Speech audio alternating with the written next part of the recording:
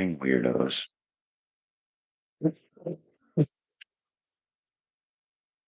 Good morning, weirdos. How are you today? Hooey. I'm whooped. Hey, somebody's there already. Is that you, Joey? Oh man, I am just beat up from beat up. Hey, good morning, dude. What's going on, man? Hooey. Um, how was work? Work, right? How's work anywhere? Mm.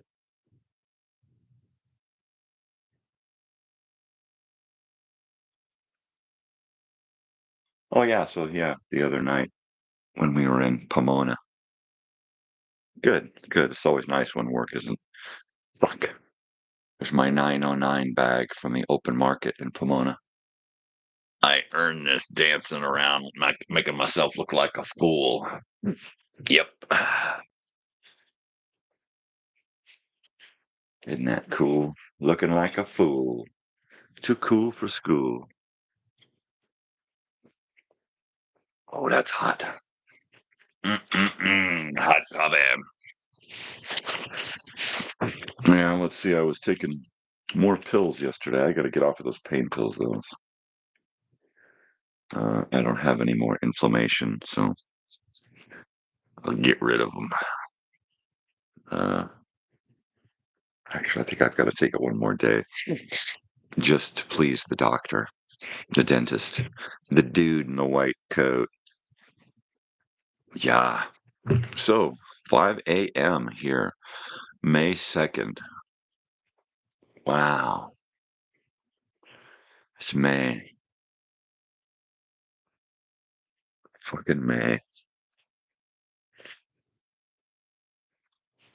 I'm not crying, although I should be. Time is going by so damn fast. Oh.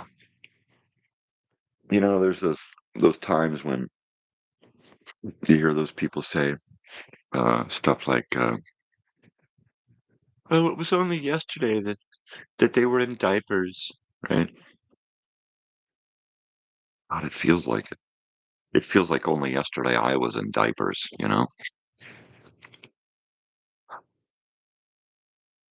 Getting old. Getting old, feeling the age. That's cool. What I really need is just a lot of coffee. That'll make me feel younger. Oh, so let's see. What did I do yesterday? I took a little nap in the evening just because I felt like it. Not because I was tired or exhausted like before. So I created a checklist. There we go. I created a 2-page checklist to use to go live.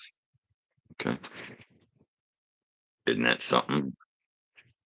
And then I also created a 2-page checklist to load out, a loadout checklist, 2 pages of that.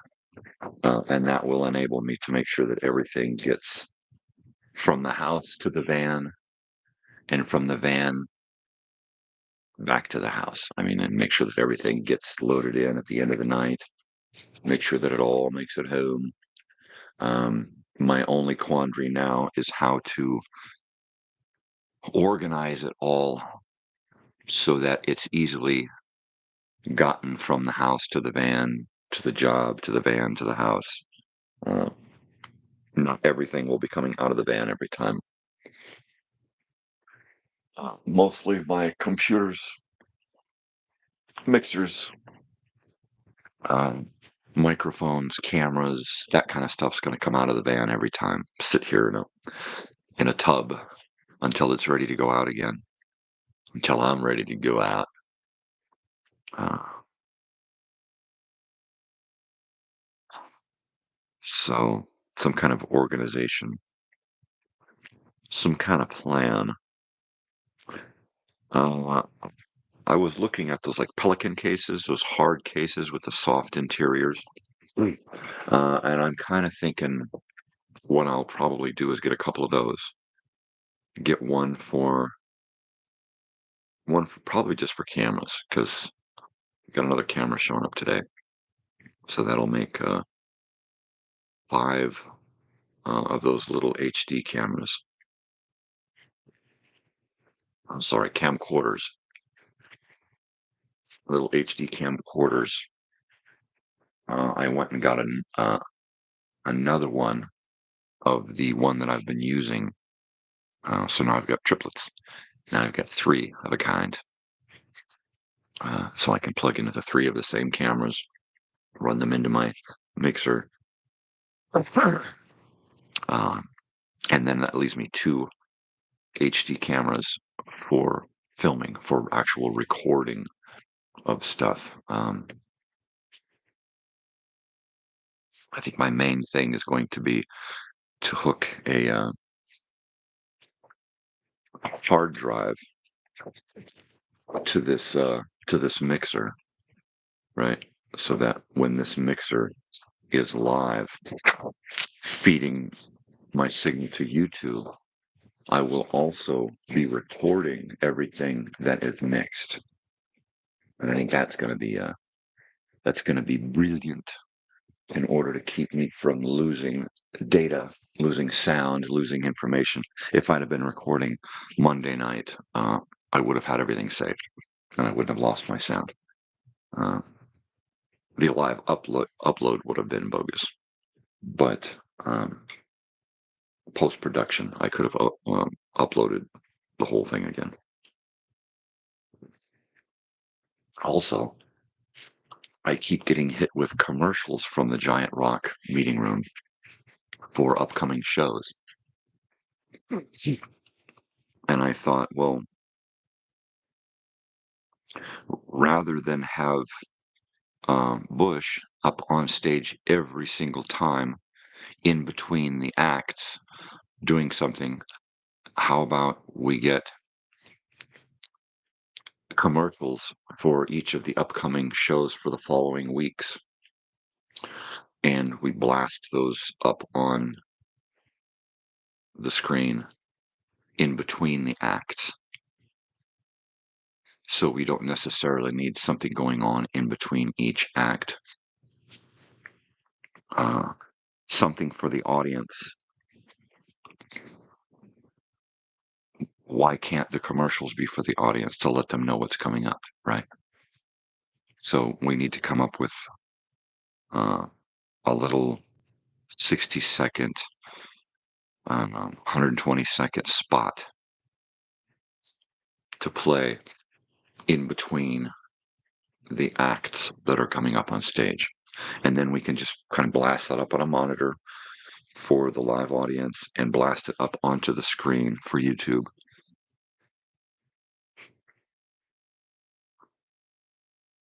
I think we should try to avoid getting too concerned about making all the ends meet when it comes to music into music into music into music. Why don't we have a little pause in between, in between the acts, get up, talk about some upcoming shows, maybe play a little song or tell a joke or an anecdote or something, I think that would be more time well spent.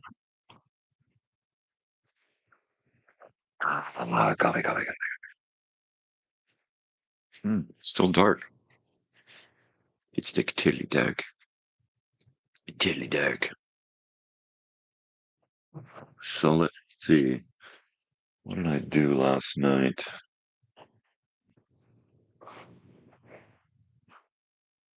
I don't think I did much of anything after my nap.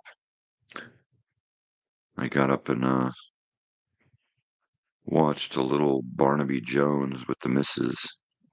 Barnaby Jones. Stephen Collins, blonde guy. He was on last night's episode. Stephen Collins.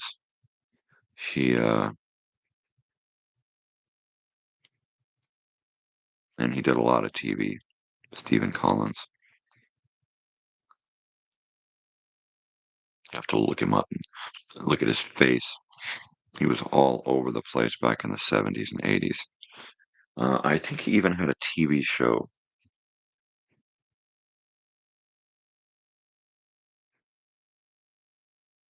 God, I want to say that he was on TV in the 90s on a series. Uh, let's check the old dumb phone here.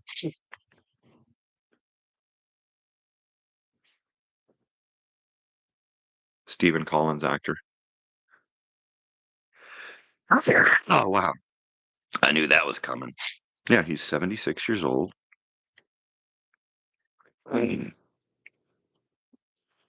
Seventh Heaven.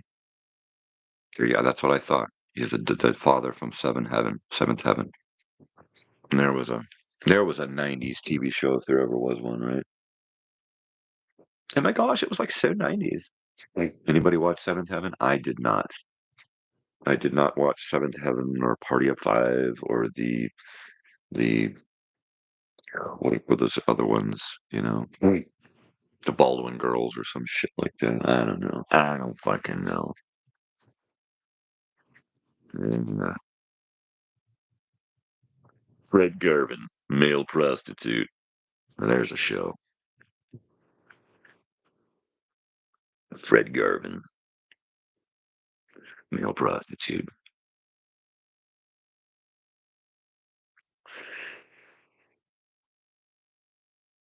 Yeah. So it feels like this season three here is like an in between, like a limbo. It really does feel like a limbo right now. Uh, my own fault. I keep putting myself into other shit and spreading myself so thin that my butter can't cover the whole piece of toast. So yeah, I was looking into the perspective, the pers- the prospect, not perspective, the prospect of using a Chromebook to go live from, and it actually sounds quite feasible. Uh, so what I'm probably going to be doing is working out some kind of home system that incorporates my cameras from live, my mixer from live, and my audio from live, right? But I want to get it to where it's,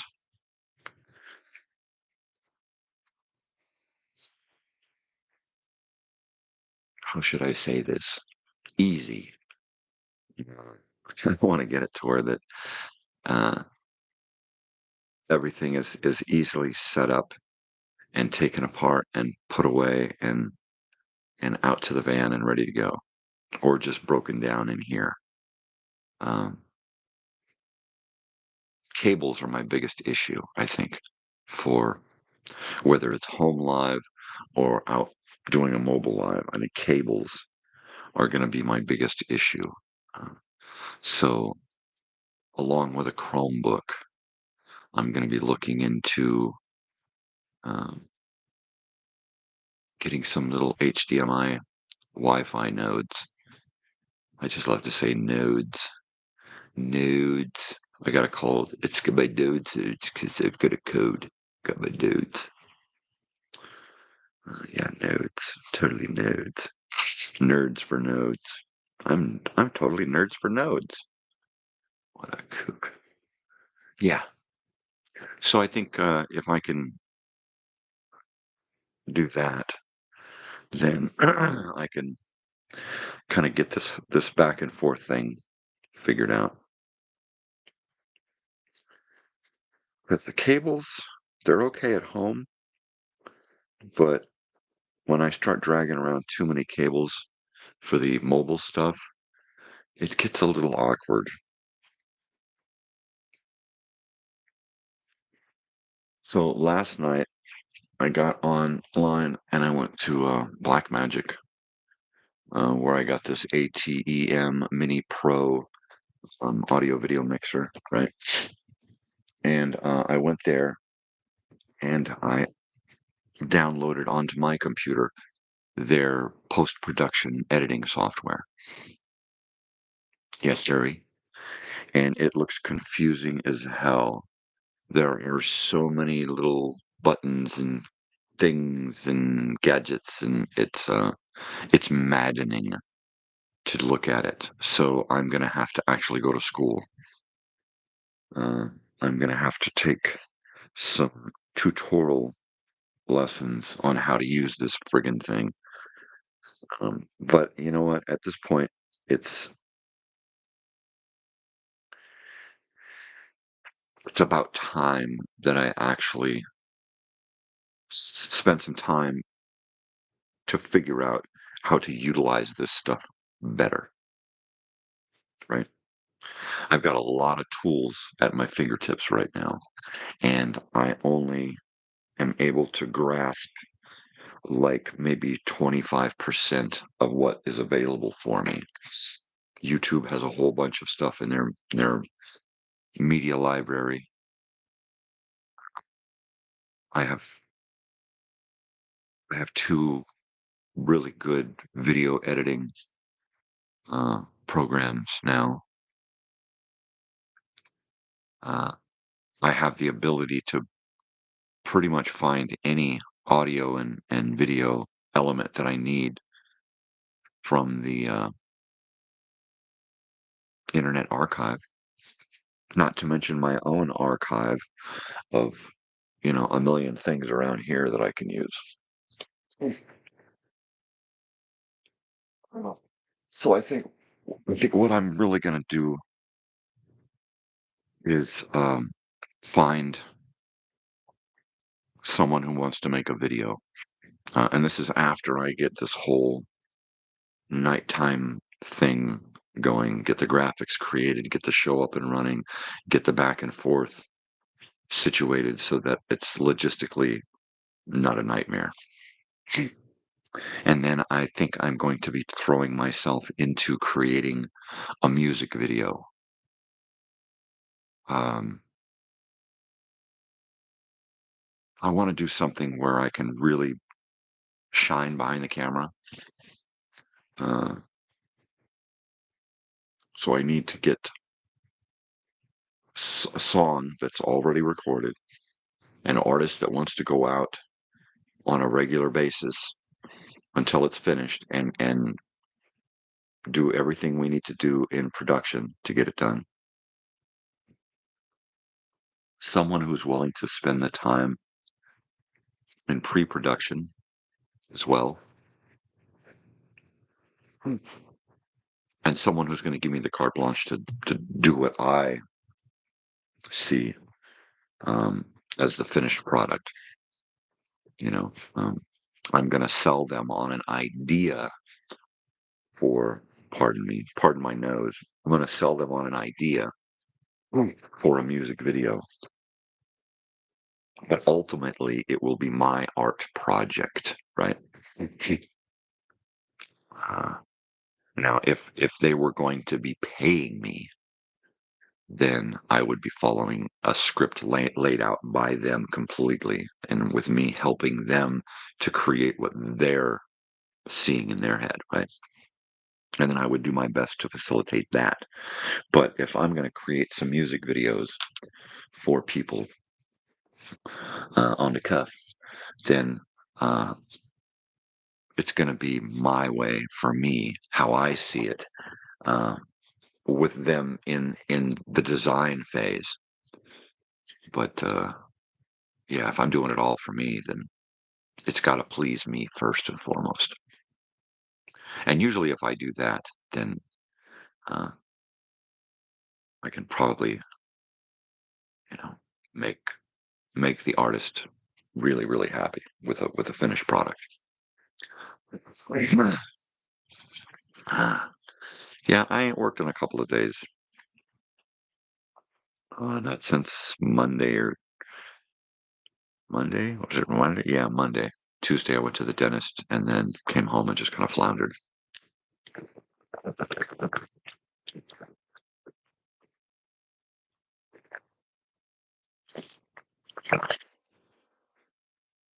Well, I'm so glad that that tooth healed before it even came out. That whole So I'm right back to my usual self, smoking and drinking, drinking and smoking, coughing, coughing, coughing.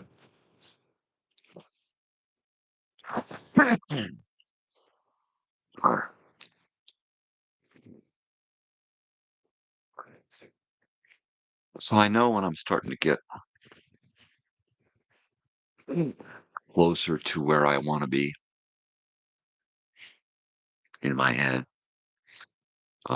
creatively, because I start to have more and more flashbacks to the past, or one little sound, a piece of a song, a jingle on TV, something, will just set me off, and I will have this instant flashback where I am just flooded with images and smells and sounds. And I mean, for a brief instant, I'm like transported to the past, right? And it's happened a few times in the last few days, and it hasn't lately. Usually, I go weeks and months without having a single flashback, and then things will either plateau or mellow out or start to get exciting, but things will change, right? Things will start to change. And all of a sudden, I will find myself, riding a wave of flashbacks, just one after the other, you know, and that's pretty heavy. And then when that happens, I know that I'm bound for something creative is in the mix, right? I can feel I can feel them creative juices flowing. Uh, and then I get all excited, and then I try to find more past stimuli to kind of keep nudging me in that direction. Uh, and I don't know what it was yesterday that set me. And then the day before, I just every once in a while, the past. And I know that the other day, my friend, I think that might have had something to do with it. Is one of my friends from the old days, Tracy? She sent me a message asking if I had any pictures of her and her family from back in the 80s, right? And I'm like, yeah, of course. I've got pictures of everybody that I can remember, mostly everybody. Hmm. Uh, and I said, I will dig around. I can't be in a real hurry to dig around because I got so much stuff going on. My dance card is full, baby. But I told her to look through my photos because if you go far enough back through my photos, mm, you'll see uh, a lot of posts of early stuff. So I'm hoping that she finds a little of what she's looking for in my photos. And there's hundreds and hundreds of photos to go through. I go through these periods of posting what I'm listening to on the record player. In fact, Joey, if you ever get a chance, go back and look at all of my posts, photos from my posts. Uh, yeah, there's just a million stuff. I share so many records and so many photos and things and weirdness.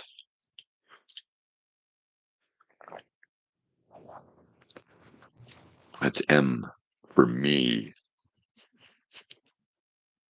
or mornings, or Michael, or Mondre, or the municipality. Yeah, music, movies, my van, man, man.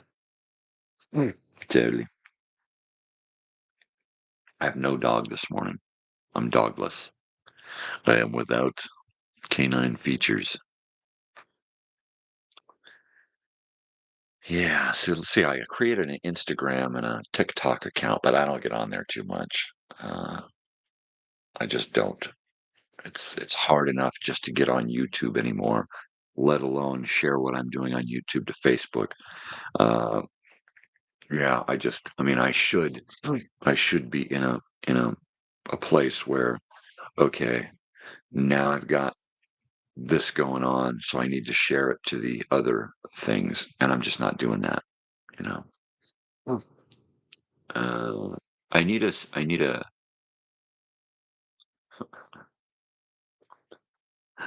I need a personal assistant is what I need.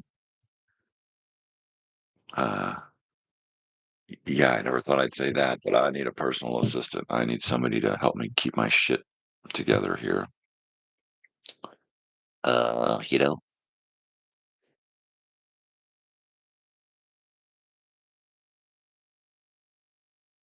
widgets, widgets, digits and gidgets and midgets and fidgets. Here, here. Mm, mm. Yeah, if any of y'all use Prime, um, you should watch Northern Exposure. It's a great show. Or Barnaby Jones for that matter. I mean, it's a show from like the early 70s, Barnaby Jones. But damn, is it a good show? It is. If you like your shows to be, uh, uh, I don't want to say, well, how should I say this?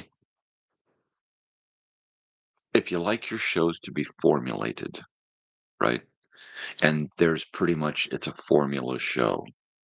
There's an opening, something happens, somebody gets killed, either on purpose or an accident. There's a cover up. Barnaby Jones is brought in to figure it out. Um, People try to run, but they can't hide, and he figures it out. And sometimes he gets to shoot somebody in the arm, and he usually just hits him in the arm, you know, bang, and they get hit in the arm. Gun goes flying. But I'll be damned if those Barnaby Jones shows aren't really cool. It's like watching The Love Boat. You know, it's a formula show. Somebody comes on the Love Boat, they fall in love, they leave going, oh wow, you know. But other than that, there's a lot of other shit going on, and the characters that come on the boat, the characters that are on the boat. I like the fact that you see a lot of actual crew members who were only one episode crew members. You know, they work below decks, and you see them, they come up and they do this one episode, and you never see them again. But you get these, you know, these great Bob Crane from Hogan's Heroes. He was a just a cabin boy, you know, an old cabin boy. Uh, so yeah, I really dig those formula shows. You know, like Three's Company, right? John Ritter. That's a hell of a show, but it's a formula show. It's like every single show is based on a misunderstanding. Okay. So somebody overhears something or sees something happen, and then they think that this is going on when really this is going on. And the whole episode is them trying to uh, figure out how to deal with their confusion. It's just ridiculous. But every single episode is like that. Every single episode is a confusion episode. Every once in a while, I'll see an episode of something else, and they'll do that same plot, that same scenario, right? And I'm like, oh, look, they're doing a Three's Company. You know, it's the misunderstanding that leads to humor. I love sitcoms. Sitcoms, you can lose yourself. You can have stereotypes that you enjoy seeing. I grew up on stereotypes. I I was trying to explain to Roy when he was here for his Friday Night Live interview and performance, and afterwards we were talking about um, and I put on some music and mentioned something and said something that was offensive to a gay person, right? And of course I didn't. First of all, I didn't apologize because I didn't mean it as being offensive. So I had nothing to apologize for. His feelings were hurt, not because of me, but because of something that he heard come out of me. So it was like, I'm not going to. What I did do is I explained to him that I grew up on stereotypes. I fell in love with different types of people, different kinds of people, different color people, different sexual oriented people, because of stereotypes, right? Um, I fell in love with the idea of gay people because of television and movie stereotypes, goofy songs, about gay people, by gay people, for gay. The gay guys on Barney Miller, all right, were some of my favorite characters, you know, and and at some point I knew that there was a break in reality from what I saw on TV and what was really happening. But had it not been for my stereotypes, that I globbed onto throughout my youth, I would have been further from being able to approach anyone who was different, right? So you know, I grew up with stereotypes. Stereotypes helped me. It's a weird, stupid thing to say, I guess, but stereotypes helped me see the world for what it really is by showing me the humorous side, the parody side of reality. So there's that. So when I make a silly comment about somebody's orientation or race or religion or politics or something, and I make a funny comment, if somebody gets offended, that's on you. Uh, I get offended all the time by people. I don't hold them accountable. I'm not going to crucify them and ask, mea culpa from them because I was offended. You know what? That's on me. I got my own issues to deal with. Everybody's got their own issues to deal with. Don't lay all your crap on me. Cancel everything out. You know, um, you create some kind of movement against me because because what? I just want to live in reality. Ah, mea culpa. At the culpa. The mea culpa. Mm-hmm.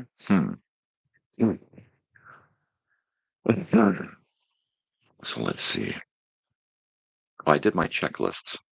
I think I want to do one more checklist um, of the stage, the set, because at some point the set itself, the stage is going to get larger, I think. Um, and it sounds like it's really going to work out here at the Giant Rock Meeting Room. You know what? If it doesn't, that's okay. This is all, going to happen how it's going to happen. I'm not going to force anything. If it doesn't work out, well, we're all just that much closer to doing something on our own for ourselves. Like let's get a location once a week and invite a bunch of musicians over, have a dinner party, and everybody gets up and takes a turn, and then we all sit around together and do a group thing. That would be great too. And do more of an informal setting, you know. We can do, conversation in the kitchen while we're cooking, music over in this room, the guys are outside, playing, smoking in the boys' room while they're doing bong hits in the backyard, whatever, you know. coffee and cocktails, have something going on in a spot somewhere where we can say, okay, this is going to be our evening of music and madness, right? So if things take a turn, take a change, and evolve into something else, I'm fine with that too. You know, right? I mean, it's really hard enough as it is to compete with all of the music that's out here in the high desert, and then all of the venues, and then all of the nights that people are grabbing up. This is my night, and you can't have it. I'm going to do my stuff on this night, and and there's like so many open mics throughout this area up here. Um, to find a good night to do it, to find anybody that's going to come because they're going to another open mic or whatever. So yeah, it's possible that you know this may be this, but it also might evolve into something else where this stays this, but at the same time, once a week we're over here doing this too, and I'm totally game with that. You know, I don't want to put all of my eggs in one basket, right? Which is why I'm not doing a whole big giant production thing here in the morning. Because that would force me to put all of my resources into creating this morning show, um, into like a Kathy Lee and Regis thing, and I don't want that. If I was going to do that, it would be a once a week thing where I could, you know, throw a bunch of time into creating a Sunday thing, and then bring it to you live, do some segments. So that's more feasible than trying to create a morning show 5 days a week that's got all the frickin' bells and whistles and hoopla, um, because that's just too much production, right? But that being said, tomorrow, I will probably be doing some live testing of my um, equipment. Okay, I want to bring in a couple of cameras and my graphics computer and do an overproduced thing to test um, my mixing ability with this audio video mixer. Um, I want to learn how to key in graphics and how to run the the computer mixer into the uh, rather run it out of the Ethernet cable into the computer. Right now, I've got my um, internet cable plugged up, so we've got a strong, solid signal.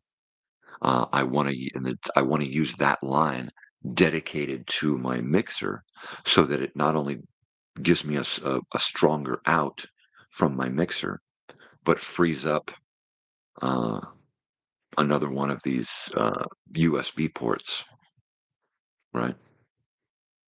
And I can go wireless live using my phone as a hotspot, using their Wi-Fi.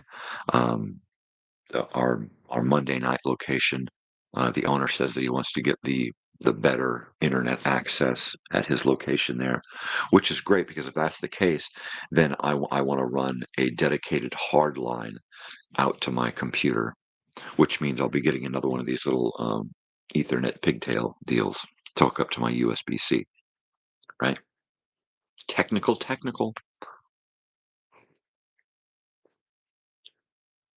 and everything on this show technical that I'm talking about, I'm just learning. If you want to talk to me analogs and RCA jacks and 3.5 millimeter pin, quarter-inch plugs and that kind of shit, I can talk about that, man. Analog, yeah, digital, I don't know what the fuck I'm doing. I'm gonna warm this up.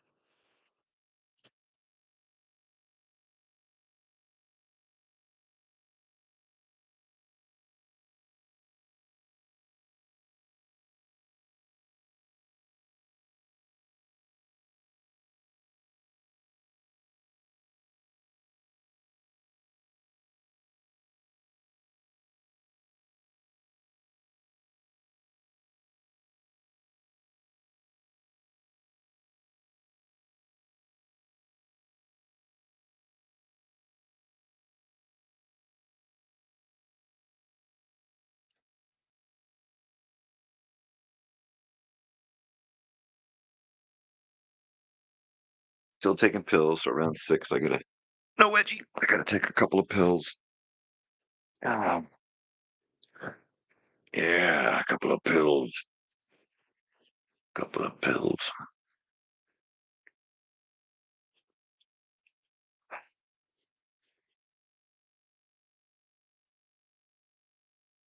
Yeah, I don't feel so wiped out anymore. You know, I feel like I've got energy. Of course, I took a nap yesterday only because oh, I wanted to. It felt really, really good, and I'm really trying to catch up on all that sleep I've missed lately. Even though I know I can't make up sleep debt, I know that I can at least regain some energy. You know, to recharge the batteries, so to speak. Mm. Um, and I really need my batteries charged. Speaking of batteries, that's another all this hair. That's another thing I got to deal with, along with trimming up this madness here. Um, Mainly so it'll grow better. But batteries, I got to get my batteries into a battery case, right? So it's like, okay, here's my batteries. Um, they can go in and out of the van so they don't stay out there. But just as well, here's open it up, plug it in, batteries are charging. Like a mobile battery charging station. 'Cause that's going to be real important doing this mobile stuff. I'd like to be able to do it without power. Plug into the van. Mm. I've got a big giant yachts by battery, big deep cell battery in the van, so it should be able to go sit on top of a mountain and power everything for a couple of hours, and then room start right up. Uh, and it's not a whole lot. It's a lot of little things, a couple little laptops, and that little mixer, and a little TV and some little cameras, right? So it's not really a whole lot of stuff. Of course, I haven't tried to plug my box that we're going to power everything, right? Plug that into the van. I'm going to have to run a test of that. I may have to separate things and run things through the van outlet, run things through the TV power converter, and then plug in my little um, external cigarette lighter power converter. And if I can run those three, um, the three separate might be able to power all of my stuff because they'll have their own wattage, right? It'll be a hell of a drain on the battery, but like I said, it's a big battery. I don't know nothing about cars or automotive shit. Uh, I imagine I probably should have one of those big giant solar charger power battery station thingies, right? Where I can go out somewhere fully charged, set up my solar panels, uh, get everything powered up, and then while I'm using power, it's got a trickle charge going, so it's not going to die as fast. Um, yeah. And then if I'm going to go out and do this, then I'm going to have to rely upon um, the camera's battery power, right?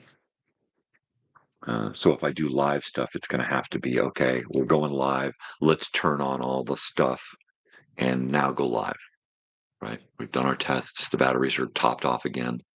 Let's do this, right? Uh, and even then, you know, how are my batteries going to last for an hour show? I don't know. I just don't know. They're not going to be doing anything but sitting there being on, right? So, uh, yeah, we'll have to look into that. Maybe have one camera that's powered with a cord so that we can do a lot of zooming. Okay, we're going to zoom in here. Okay, switch to another camera and I'll set up a zoom over here. Okay, and we're zooming here. Okay, go. Okay, we're done here. Let's zoom in over here again. and have one guy going back and forth. And another thing I need to do is charge more AA batteries and get my walkie-talkies powered up and get some little earphone things for them so that I can have a little walkie-talkie at each camera, you know, and have a walkie-talkie, or at least have a walkie-talkie on a person that's going to be working a camera, a walkie-talkie on Bush or whatever the host is for that event, and then the walkie-talkie with me, right? And then if it's a huge deal, have a fourth walkie-talkie with a runner, with somebody who's going to be up going between all of the, you know,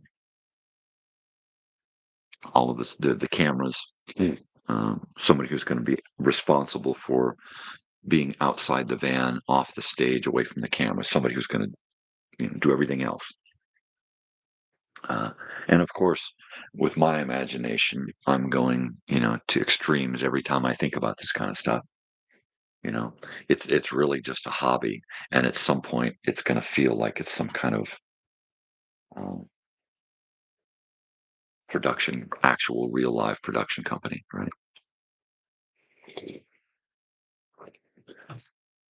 Because if you're going to have a hobby, you know, go big or go home, right?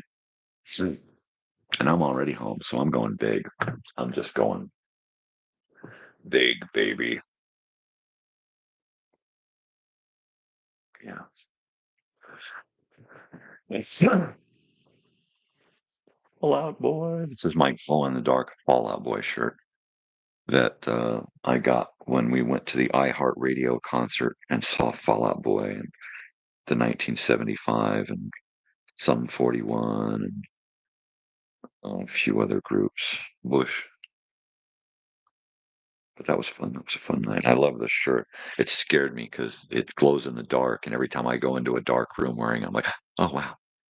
And look down, and I got this bright spot on my chest, or I'll like walk into the bathroom, and before I turn the light on, I'm glowing. You know, I haven't had a glow in the dark shirt since my glow in the dark Yosemite shirt that I got when we went to Yosemite back in 1987. Far out, dude. And that was I think one of my only souvenirs that I got on that trip it was like a really nice burgundy shirt with a moonscape, nighttime setting.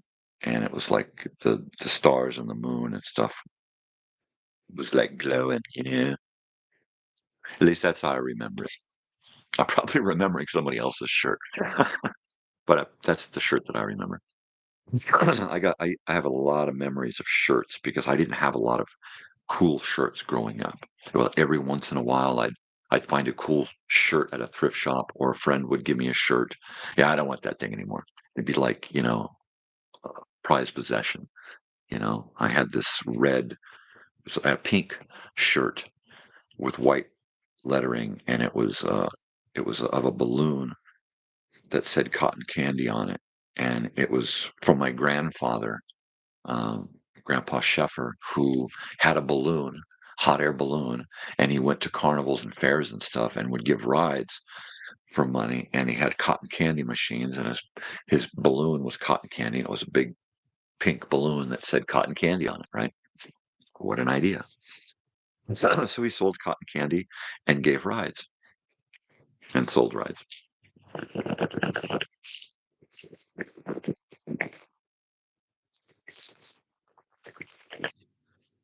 But a couple of my pieces of memorabilia from my grandfather were a shirt, a cotton candy shirt, and a little pin, a little enamel pin that said cotton candy.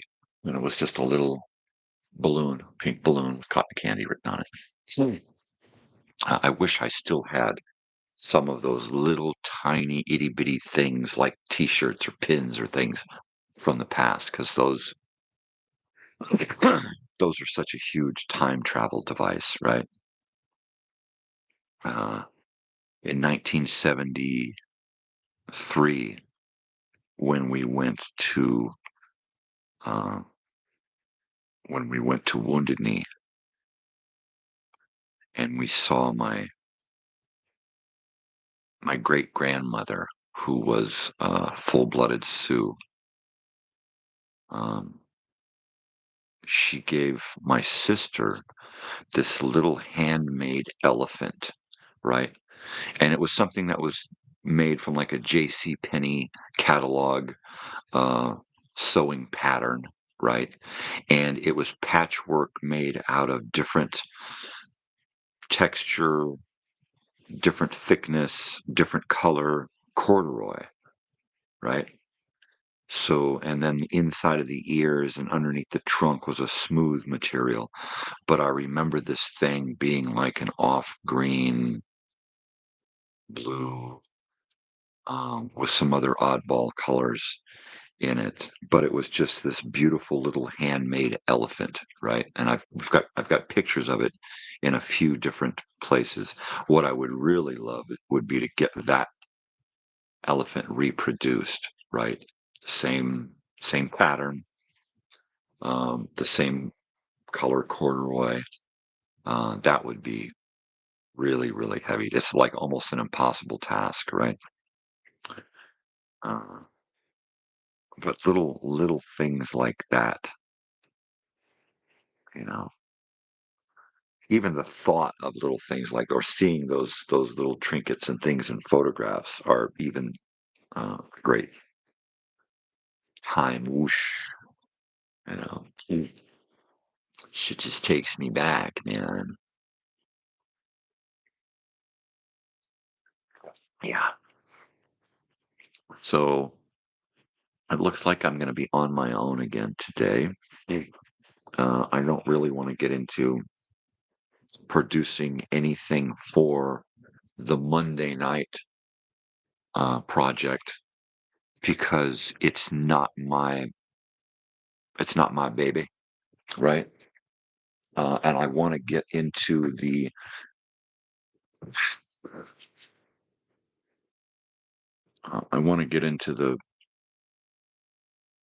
routine of not just creating stuff for me, right? But being able to collaborate with other people and create something that they want, something that they want to put their name on. Um, because ultimately my name's going to be all the fuck over it, you know. If I do any project for anybody, I mean, it's going to have Elsinore Brothers Studios logo on it. It's going to have a Mondre Media production on it. It's going to have Crazy Old Weird Bearded Guy on it. It's going to have my name all up and down the credits, you know, producer, writer, director, cameraman, sound technician, you know, music. It's going to have me all the fuck over it, right? Um, but it's going to be done for somebody else um, the way they want it, or as close as I can get it to what they see in their head. So I want to get into the routine of working with people and coming up with stuff for them, right? And ultimately, I think that's going to help me produce better content for me because I want to produce some music uh, and some videos and stuff starring me um, before too many things happen in my life that don't allow that to happen anymore. So I want to get a bunch of stuff done so that I can move forward with some other things going on and not have to be concerned with, oh man, I wish I'd have recorded that. You know, now I can't do that anymore. So done to take me to the next project, you know. And then on top of that, every month we've got some kind of thing going on along with work and with school. We'll have, you know, like things going on and events that we've got to attend. So, you know, I think this month we don't have to leave town for anything really. We've got my daughter's graduation and my daughter's graduation party. And that's pretty much it going on this month. So I really do have this month to focus in and get things honed so that later on these things are like a no-brainer. Work out all the crap so that later down the road, uh, I'm free to do other stuff, you know. And there are a few projects in the wings that just keep taking the back seat to other stuff that keeps popping up, right? And it's unfortunate, but they're my projects, so I could just say, you know what, they can wait. Let's do this live Monday night stuff. Could those other projects that can wait until I get this live mobile thing honed, you know, down to an easy setup, an easy close, easy production. Let's wrap it and go home, kind of a thing. And then it'll help give me the talent and the expertise to carry out my other projects a little easier. I think this Da Vinci or this Black Magic mixer, right? There's still a huge learning curve there. I'm still trying to figure out the ropes. I've still got to figure out how to key in graphics from my computer to the mixer while I'm going live from the mixer through the computer. It's a whole, technical language that I have to learn. So, yeah, the learning curve is like, wow. But I have no doubt that I can deal with it. Um, because I want to. If this was a work thing, I would just pretend that that I knew what I was doing. That'd be it, right? I would just continue to be a pretender. I've been a pretender my whole life, pretending to give a shit, pretending to be a part of the world and a part of society, pretending to play the guitar and to sing, pretending to I don't know how many jobs I've gotten being a pretender, you know. Sure, I can do that. Really? Yeah, no problem. And having watched others do it before or, fucking seen it on TV, whatever. And I go in there and pretend to know what I'm doing. And, I'm sure a lot of them are going, this guy's just pretending, but we'll give him a shot, you know. And I've made it through a lot of jobs being a pretender. I've gotten on stage a few times and pulled it off just being a pretender. Not so much anymore because I'm way out of practice, but I hope to remedy that. Because, hopefully I'll, get the chutzpah to get up on stage more for this open mic thing. Um, because I really do need to lay down a lot of this music and get it out of me so that I can move on to other things and other projects. Because I'm not a one trick pony. I get into something, I pour all of myself into it, I revel in it, I enjoy it, I have fun, and then it's like, all right, I'm done. Then I move on to something else. Hence all the crap around me in this room are just, you know, little little follies that I get into, and I wrap myself up in them like a warm, cozy blanket, and then I go to the next thing, and I'm all in for that. That's why I've got, hundreds of 8-track tapes that I don't really listen to, thousands of LPs that, for the most part, are just, keeping my house from floating away, right? Just weighting me down. But when I put myself into those things, I'm all in, and I will, sit and listen to, you know, 2 or 3 dozen records over the course of a couple of days because that's what I feel like doing right then. And I think the more stimuli I have around me, the easier it is to just say, you know what, I need to get into this. And then I'll pick up an encyclopedia and throw on some Grateful Dead and I'll study a topic from the past, right? Using past media to do it. Watch an old documentary, read a couple of, you know, chapters in an encyclopedia. Um, when I study ancient Egypt, I usually do it from the perspective of the 1970s and 80s during the Tutankhamun uh, tour, the world tour, dude. Uh, but yeah, that's pretty much me.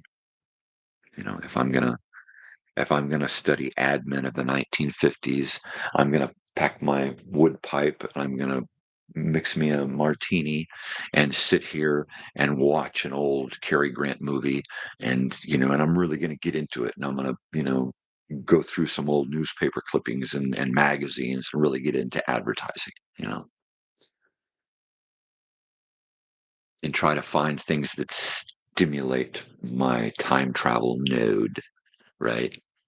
Because everybody's got one. There's that part in your brain where something pokes it and all of a sudden you get this flash and you're back in the past, right? And you got to hold on because you're like going so quick. You're there and then you're back. And it's like, wow, what just happened? You know, I love that. That shit happens to me all the time. Is it pot? Yeah, pot might have something to do with it, man. But no, I think anybody's capable of that kind of time travel, you know? Yeah. And it's easy to get there, you know? It's real easy to get there, especially if there are things from your own past that you can play with, right? Things from your own past, stimuli that bring you to that period of time. And for most people, I think it was their adolescence, their teen years, their formative years, their learning years, their puberty years.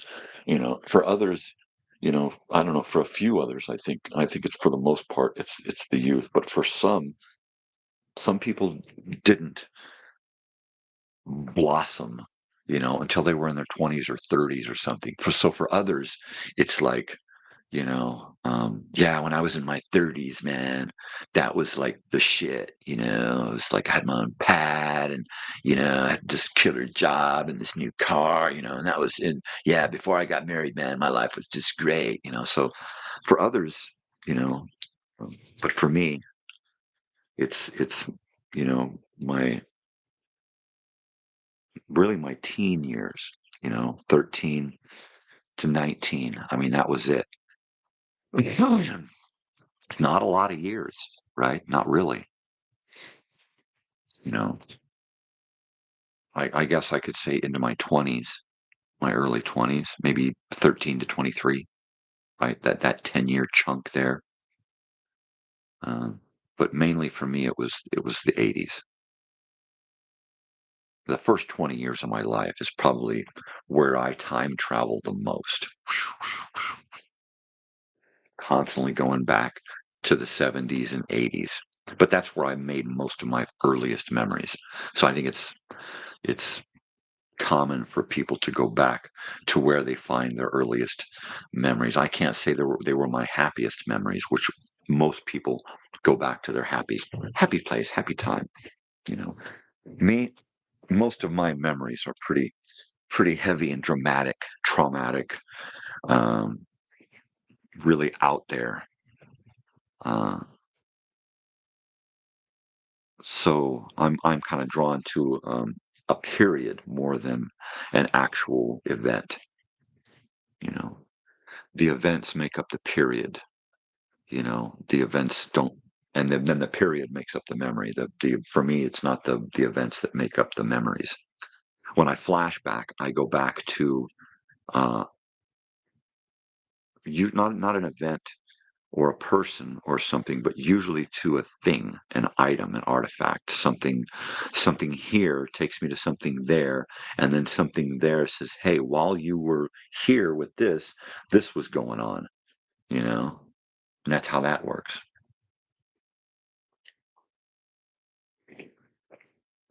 The inner workings of a mad mind. That's me. Yeah. Look at that sun coming up. It's getting bright out there. Oh, yeah. I think today's the day I'm going to have to go out and, oh, stomach. I'm going to have to go out and deal with that van if I can get it dealt with today. Bring everything in that doesn't need to be in the van in that live mobile box, right? Bring everything in and then figure out how to get it from here to there and there to here, right? I like the little open top wash tubs, the little, you know, you put in your sink and you fill it with soapy water and you wash your dishes out of that because you've only got one big giant sink. Those little tubs, for like washing a chihuahua in. Those are cool because they're small, they don't get overweighted. If I had something that size with a top so that I could put a top on it and then stack a couple of them and then just stack a few in there. Here's one filled with cables. Here's one filled with cameras. Here's one filled with audio stuff. Here's one with my mixers. And then just have some tubs that I can carry out 2 or 3 at a time. Because I've got like a half a van filled with musical stuff. I've got the keyboard and the stand and the seat. I've got the drum and the throne and all of the shit that goes with that drum kit. 2 guitars and an amplifier. And now I'm going to be doing a ukulele and a mandolin and probably a third guitar because one of the guitars that I took doesn't plug in. So, yeah. And then at some point, we're going to be looking at dressing the stage more and turning it into an actual event, alive. I want it to be like a living room. I want it to have that living room feel. That's all I can say is I want it to have, you know,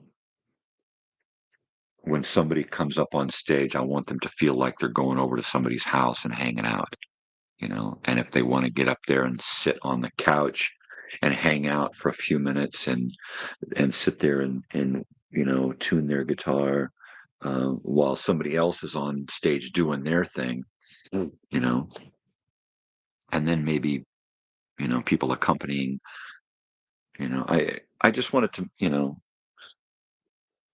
uh, I'm sure Bush is with me on this, that we want to set up a feel where, you're just really, really relaxed being there, and that would be great for me because I have a hard time getting up and doing stuff in front of people. So if we can set it up to where I'm comfortable getting up and doing it, then we should have no problem getting people to come up and do their stuff and go, wow, man, feel like I'm, just sitting at home doing this. It should feel that cozy, you know. Oh man, it's after 6. At some point I'm gonna have to, I know, stomach. I'm gonna have to eat a cereal bar and take some pills.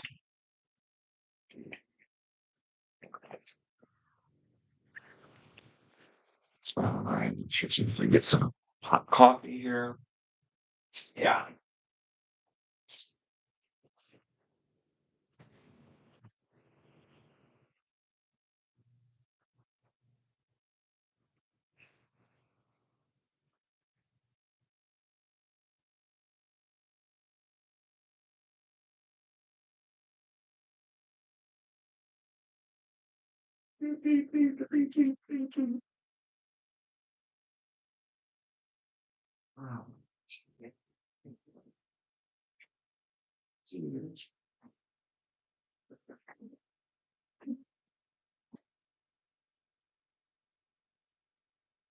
Oh, a little water here. Little water is better than no water at all. Chink. Ah, okay. Well, I can't wait. I really can't wait. See, and the only thing holding me back is me. But I just can't wait to get into this live production thing, you know, as a regular nighttime thing in more than one location, right? I mean, at some point there's going to be,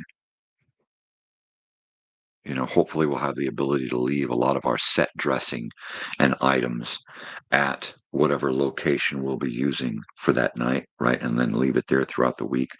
At this point, I think Bush has things left at this location that we do Monday nights.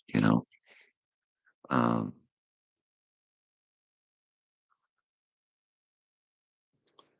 yeah, I mean, for me, it feels like Wednesdays would be the perfect night to do something uh, like a house party, right? I don't think there's any other open mic events happening on Wednesdays. Um, if we could do it at a place that's kind of a neutral territory, but a place where multiple people can gather and be kind of spread out in different areas, right? And I mean, literally go live while we're cooking dinner and talking and listening to someone play. And then we hang out and do some stories and anecdotes and talk about this, and somebody else plays. And then just do like a Playboy After Dark, right? From the 1960s. Same kind of show. Was just kind of in, you know, uh, a loose scripted party.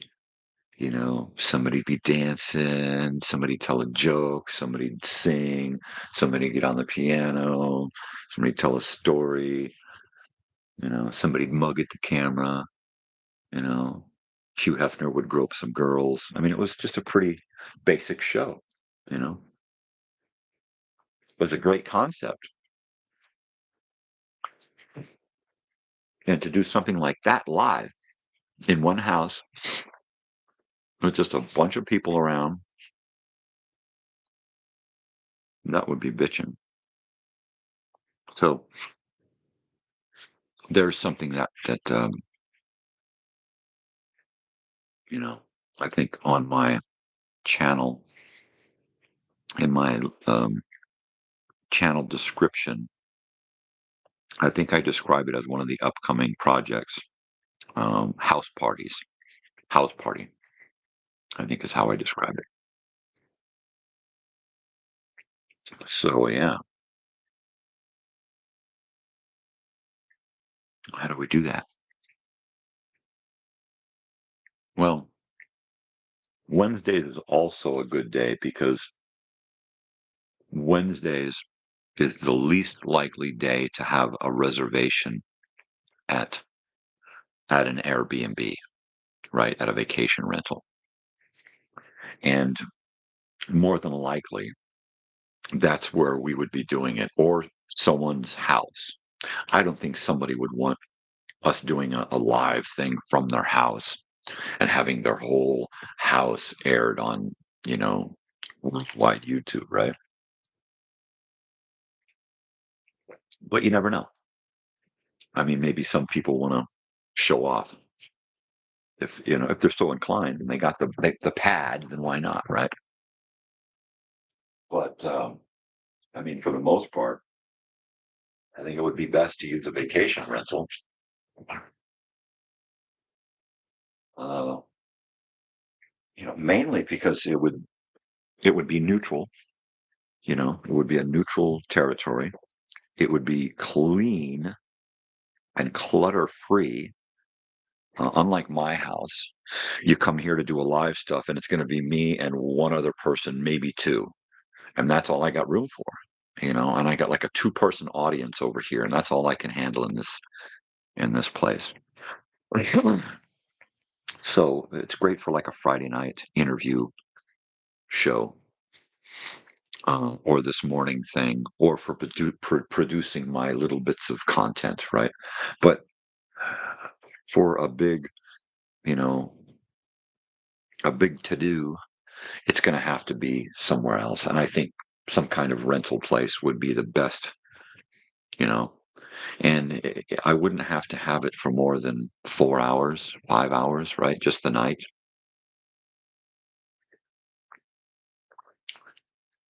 You know, find out like at 3 o'clock, is this house booked? Is it gonna be booked? Can I have it for the evening? Okay, we'll be out of there by the end of the evening and it'll be ready for somebody to check in, you know, by 10 o'clock tonight. And then, get over there by 4, set up, be live at 5 or 6, with sound checks. And then just do an hour or two of a house party, just the meat of a house party. The foods, the food is in there, and there's a lot of smell and steam, and a lot of chopping and activity in the kitchen, and a lot of conversation all through the house. And then every few minutes somebody else is picking up an instrument and letting her rip. You know, and outside to the garage, to the bathroom, to the bedroom, to the living room, to the kitchen, and just back and forth. Back and forth, back and forth. That seems like it would be a really, really fun use of live TV. You know, I'd really get off on producing something like that. That would be fun. You know, have one room in the house devoted to live and mixing, and and just have cameras in every room, and a camera that kind of roams. You know, have some hardwired cameras throughout the whole house, and then a camera that roams so we can mix and then go to the next room and mix and then go to the next room and mix, and just have, 3 cameras set up and a fourth camera, and feed graphics through my computer righted, everything would just be, you know, and the only thing scripted would be, keep it clean, don't anyone hog the microphone or the camera, be polite, be courteous, and be fun and entertaining, and that's it. I think it would be fucking awesome. I gotta eat that so I can take those pills. Hmm.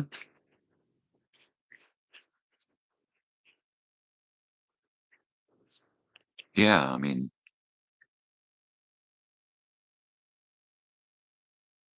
we don't have to have any music from it, um, any other source than what's being played by the people in the house, right?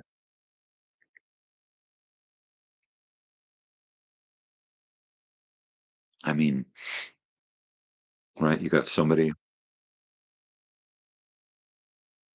kind of just playing on the guitar in the background while people are in the kitchen talking, you know, and a little laughing and talking and, tasting and testing and a little music. And then we go into the next room and we fade to the sound in this room. You know, and now somebody's jamming a tune, you know,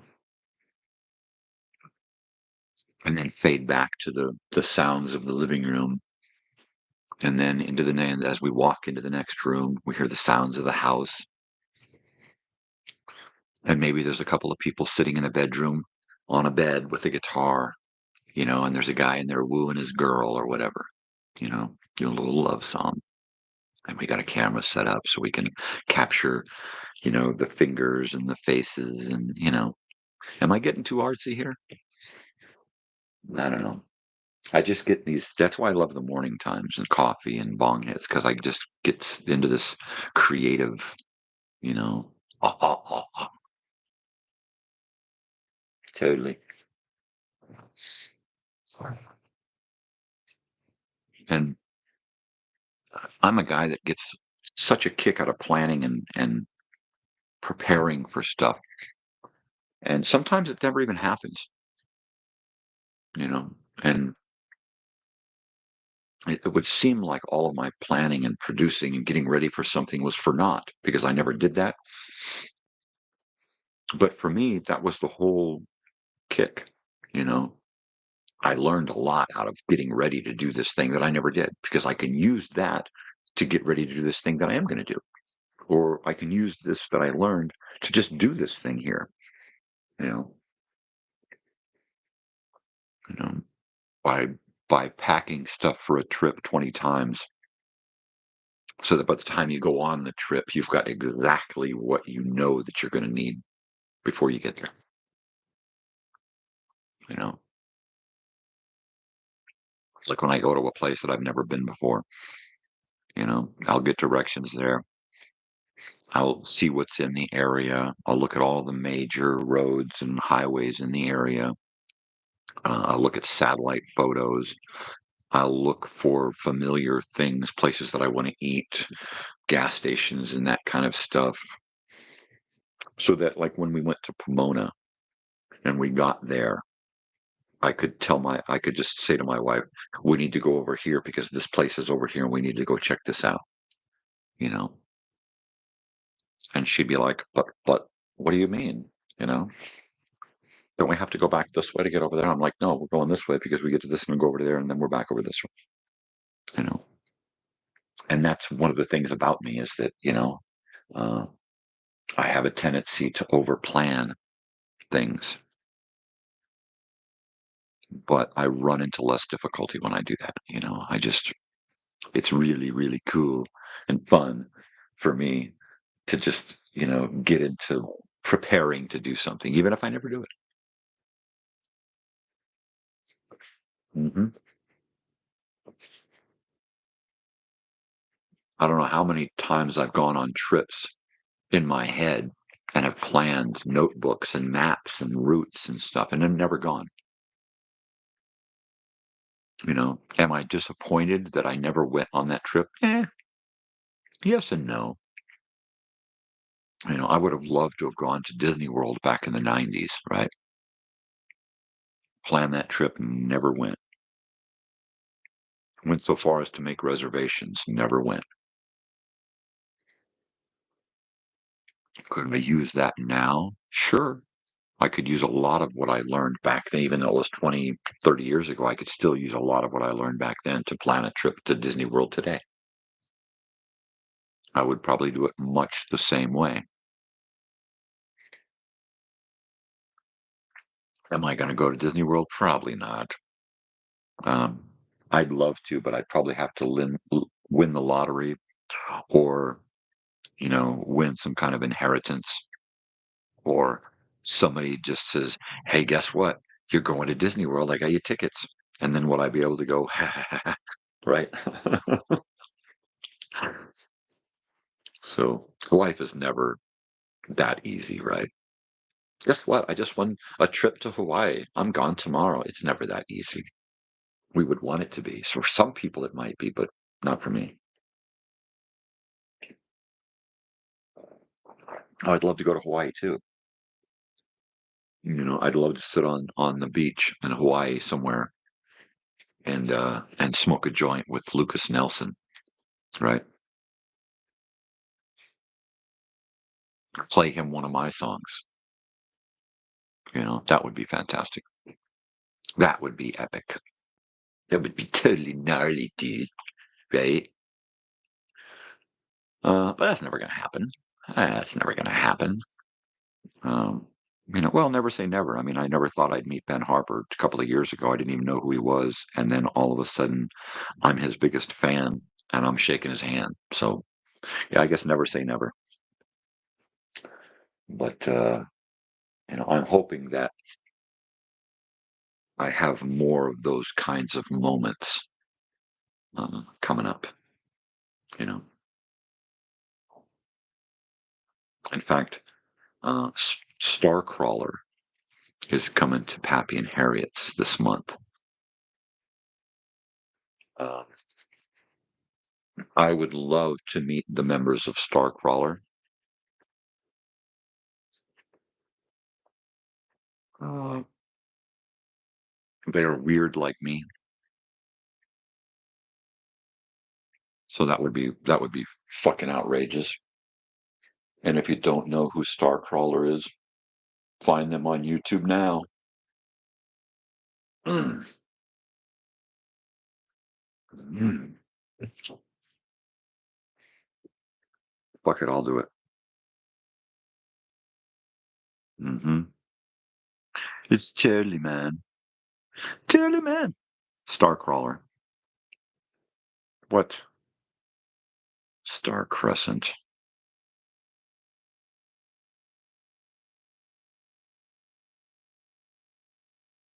Okay, so like here's totally Starcrawler.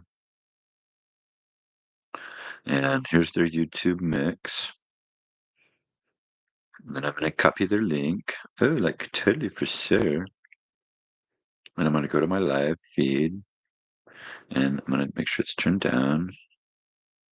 Hey, look, there's me looking at me, looking at me, looking at me, looking at me. And there's my chat. Come on, chat. Chat me, chat me. Chat me, chat me. And there is Starcrawler. All right. So there's a Starcrawler playlist, y'all.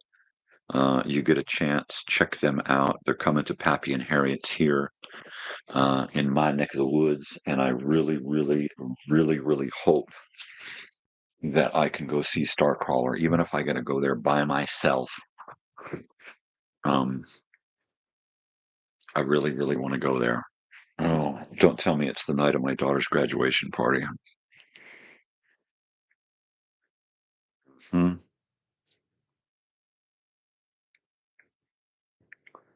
Yeah, it was absolutely, baby. So let's see. Let's just go to and say Starcrawler. There you go. My event is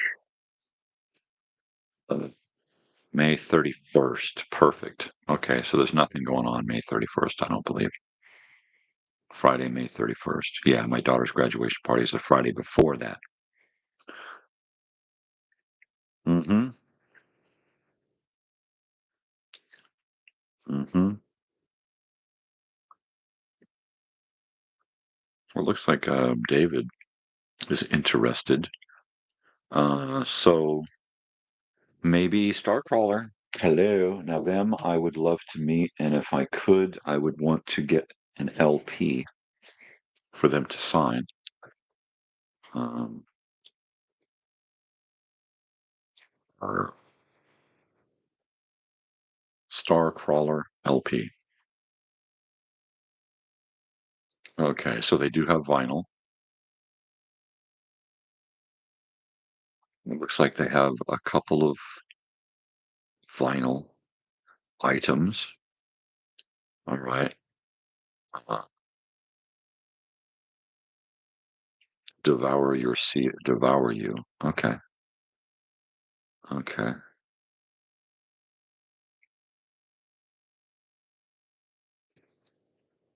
So it looks like I'm going to have to see if I can't find me a Starcrawler LP to take and get it signed. And then hopefully they'll have some swag there, some swag, so I can get a shirt. Because Lord knows I need more T-shirts. Oh, it's an addiction. I know it's an addiction. I feed the addiction, uh, but I can't help it. I love to look through my file drawer of T-shirts and think, is this one for today? I don't know. It doesn't really feel me today. Is this me today? I don't know. What should I wear? I don't know what to wear. Mm. Fallout Boy, because my daughter was wearing her. Uh, what is that? Pierce the Veil. Uh, yeah, it was like, ooh, I like the colors on that shirt. So I was looking through this morning and thought, you know what? I love the colors on this shirt, so I'm going to wear this one. This is such a boom, crazy looking shirt.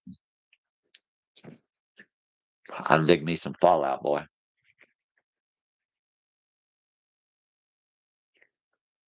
Hmm.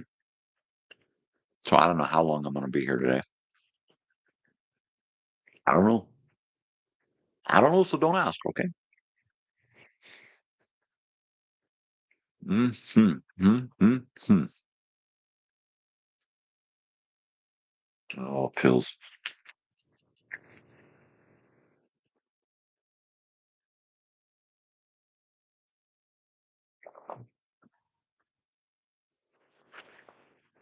All right. One more day of these stupid ibuprofens that hate my stomach.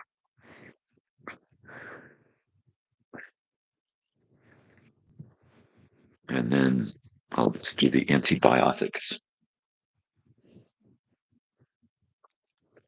Because, you can't stop taking anti-Bs.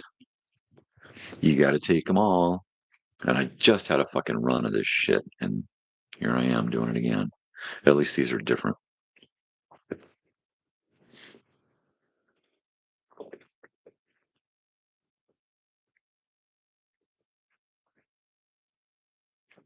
Plenty of water. All right. Sorry for this. I'm not sorry. I'm not. I enjoyed it. Yeah. Arr. All right. Yes, Natalie, I took my pill this morning. Yes, darling spouse. I am pilled like a horse. And those things are big. Yeah, I couldn't take pills when I was young. Even into my teens and 20s, I still couldn't. I couldn't put a pill in my mouth and swallow it down. I'd gag it back up. Uh, I don't know how that changed or when. I just know that now I can take a handful of fucking pills, chuck them in there, and just slug them back. I guess it's all the beer I drank, right? Beer bongs and shit. Yeah, totally. Wicked, dude. Totally wicked. It's totally wicked. So yeah, Starcrawler. That would be great to do this month. The tickets can't be all that much. I mean, what, 20, $30? It's just Pappy and Harriet's, just right there. hmm I'll have my daughter take my phone and get me some tickets.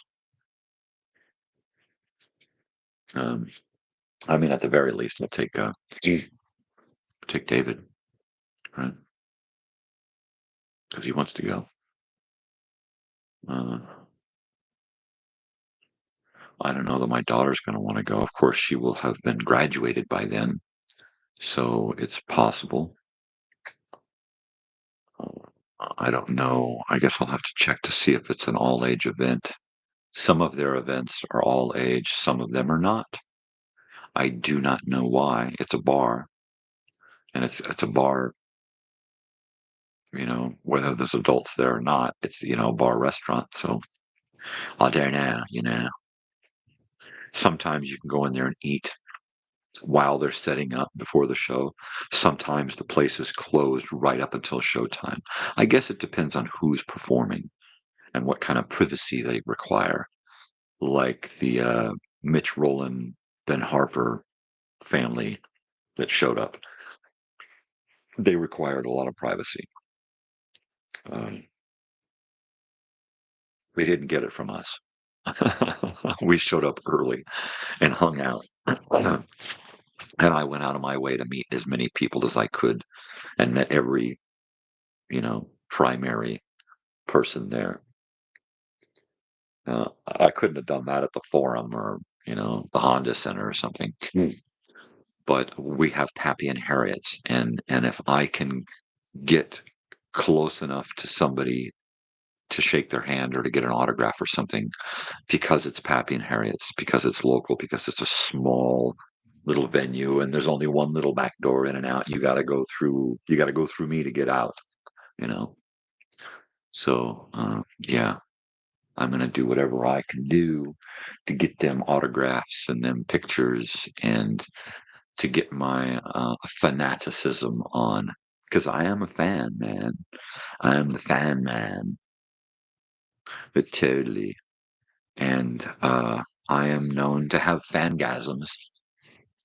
You know, uh, I gassed out for about frickin' a couple of weeks after Big Sandy, after Ben Harper and Mitch Rowland. I mean, after all of that shit, I was just like, I was buzzing hard. And for a guy who suffers with hardcore depression, those were some really, really cool pick me ups. You don't crash and burn after something like that. And those were some great catalysts for helping me to stay moving right along, Like, it's like I can't wait till the next time that I can put myself in that situation and say, "Hey, hi there. How's it going?" And now I got my little funny little hobby cards, right? That I can share myself with them, you know, and say, "Oh, by the way, I'm a goofball. Here, check out my goofiness. Check out my weirdness, my madness, my insanity." Because that's all this is. You know, Whether I'm here or whether it's some kind of video or I'm someplace else or whatever it is, it's just my madness, my weirdness. And I totally dig it. All right. So I got to put these pills in another spot so that I know that I've taken them. So I'll put them over here now so that when I look and go, did I take them this morning? I can go, oh, yeah, I took them this morning because I put them over here. If I don't do that, I'll eat, 20 pills a day. So I just won't remember. I've done that before. I have taken pills and then literally turn right back around and go, oh, shit, I got to take my pills. Oh, fuck, I just took my pills again, you know? Or hours will go by and my wife or daughter will have to ask me, did you take those pills? Oh, shit.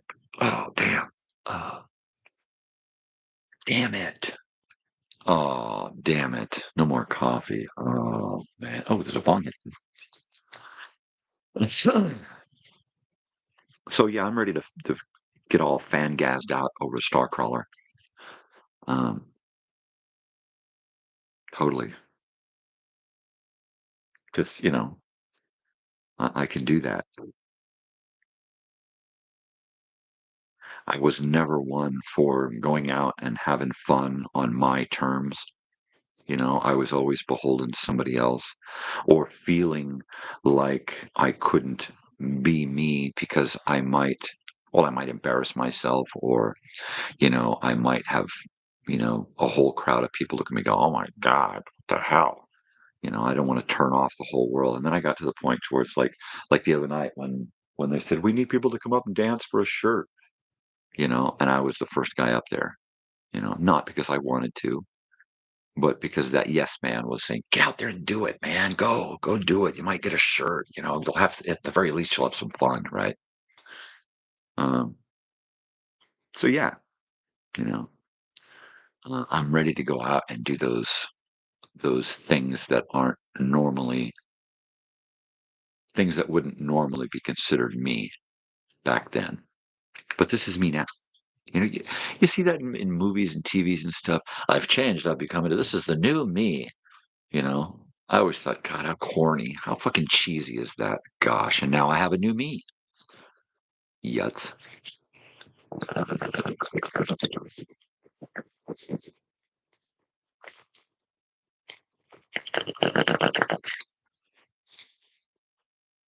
Totally.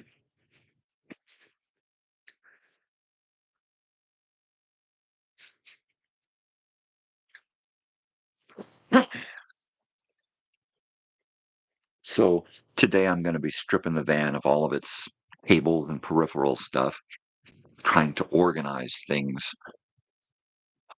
mo better so that at the end of the night, the beginning of the night and the end of the night, it's easy to get things out, set things up, and then easy to get things down and put them away. You know, take these bags out, empty these bags, put these things out, set these things up, put the bags away.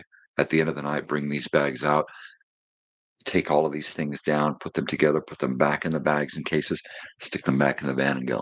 No mess, no muss, no fuss, no mess, no Wes. Clean. So I got to do that.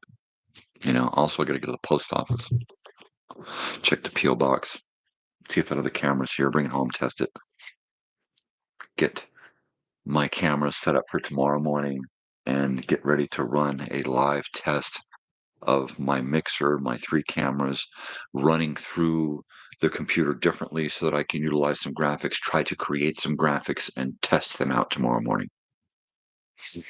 So that's what I'm looking for. Uh, and if I can do this with one computer, that's going to make this morning production a whole lot simpler. Being able to use this same computer for graphics with my mixer rather than have to have two computers in the mixer, which is great for a big live production. Because when I do the live mobile stuff, not only will I have three cameras out for the stage, but I'll have a USB camera back checking out the whole crowd and everything and the stage. And then I'll have a van cam, a camera that's behind me checking out my view, my technical, uh, my view of what's going on behind the scenes. And that'll be neat. And that's Bush's idea. And that's a great idea. So we'll have a van cam, we'll have a crowd cam, and then we'll have three stage cams, right? And graphics, and be able to pipe in commercials in between the acts to kind of keep things rolling, and be able to do announcing from inside the van, um, be able to close the van up and work inside the van, um, so that I can stay focused on the project, do my mixing, bring in my graphics, my commercials, do my announcing, um, and then leave the stage stuff to Bush and try to find someone else who's going to be willing to get involved with doing some camera work, and then get somebody to operate a camera. Give them a walkie-talkie and say, okay, get a close-up on this guy. Okay, pull back a little bit. Okay, hold right there. And I'm going to go live. Okay, you're live. Okay, now you're done. Find another camera angle and I'll come back to you. Okay, are you ready? Okay. And 3, 2, go. And just try to be as professional as possible, even though this is a hobby. You know, as a kid, I always wanted to do this kind of stuff as a hobby, not professionally, but as a hobby. And I the whole idea of being able to do this stuff just for fun, gives me such shits and giggles. They get all weird about it. It's like when my father would pull me out of school to go to UCSD and play around in the studio, you know. Those were my favorite days, you know. Even though there were probably ulterior motives behind everything that happened when I was a kid, you know. Those days right there were some of my best, most favorite fun days, was going to UCSD and hanging out in uh, in the studio, in the prop department, in the audio video department, and see the racks with all the different machines and units and stuff to lend out to all of the students, and to go in and pick out, you know, go in and get my favorite camera to bring home to use for one of my father's projects. That shit was just, that's why I still love these old these old cameras. That's why I keep these things around, why every once in a while I'll break them out, turn them on, run a picture through, and go, wow, I remember. I totally remember. And the smell from these cameras. Let me grab one here, Ted.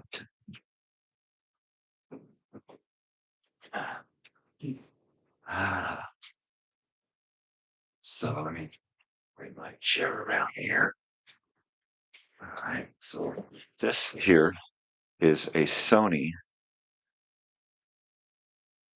Trinicon. Sony 2400 Trinicon color video camera, and it's the smell. Right? And in fact, when Bush was here, I opened it up and said, "What does that smell like to you?" And he said, "The 1980s, man." So there it is, right there. Okay. So when I would go into the audio video department and talk to Jim about taking home some camera equipment, a 3/4 inch deck, and a camera. This is one of the cameras that I would want to take home. It was lightweight. It was fun. It was easy to use. It had a great zoom. It had remote controls. It had all kinds of attachments and peripheral stuff. It was just, and still is, just a beautiful machine, you know. So, yeah. So I got three of these puppies. Three of these actual cameras. These are 1982. Well, we'll just let it sit there. We'll just let it sit there and ruminate its technical. Well, but yeah, that was going and hanging out in the audio video department with Jim, and he was exactly what you would think, um, blonde guy with a ponytail and a big beard, and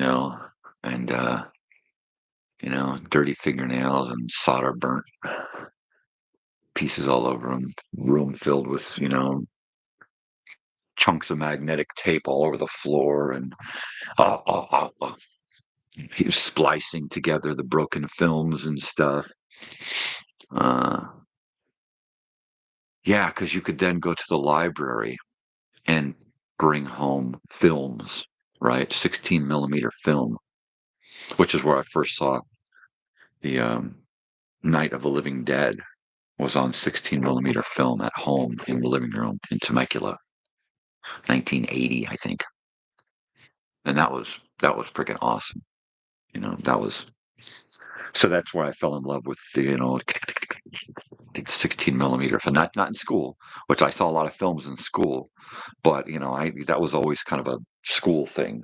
It wasn't until I had the machine at home and watching it backwards, you know. Years I mean, yeah,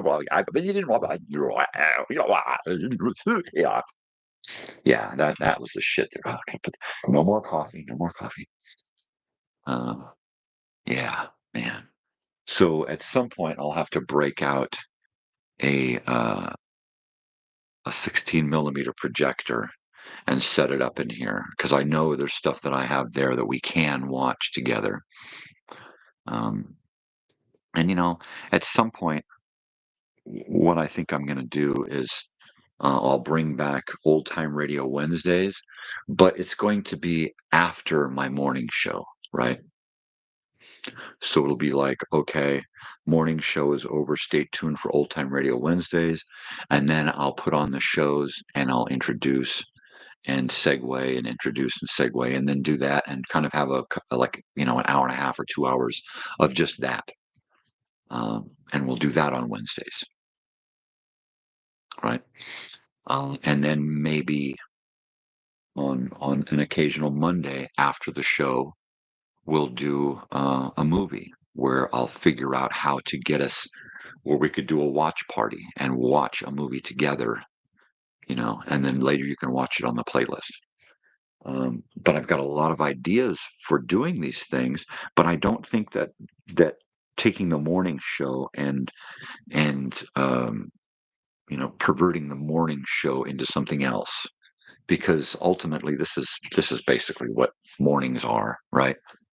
Hanging out, a little conversation, a little coffee talk, you know, chilling out, getting ready for the day, working shit out, trying to get the ball rolling, getting the hammer to the nail, so to speak. So yeah, took my pills. Yeah, so good on you, mate.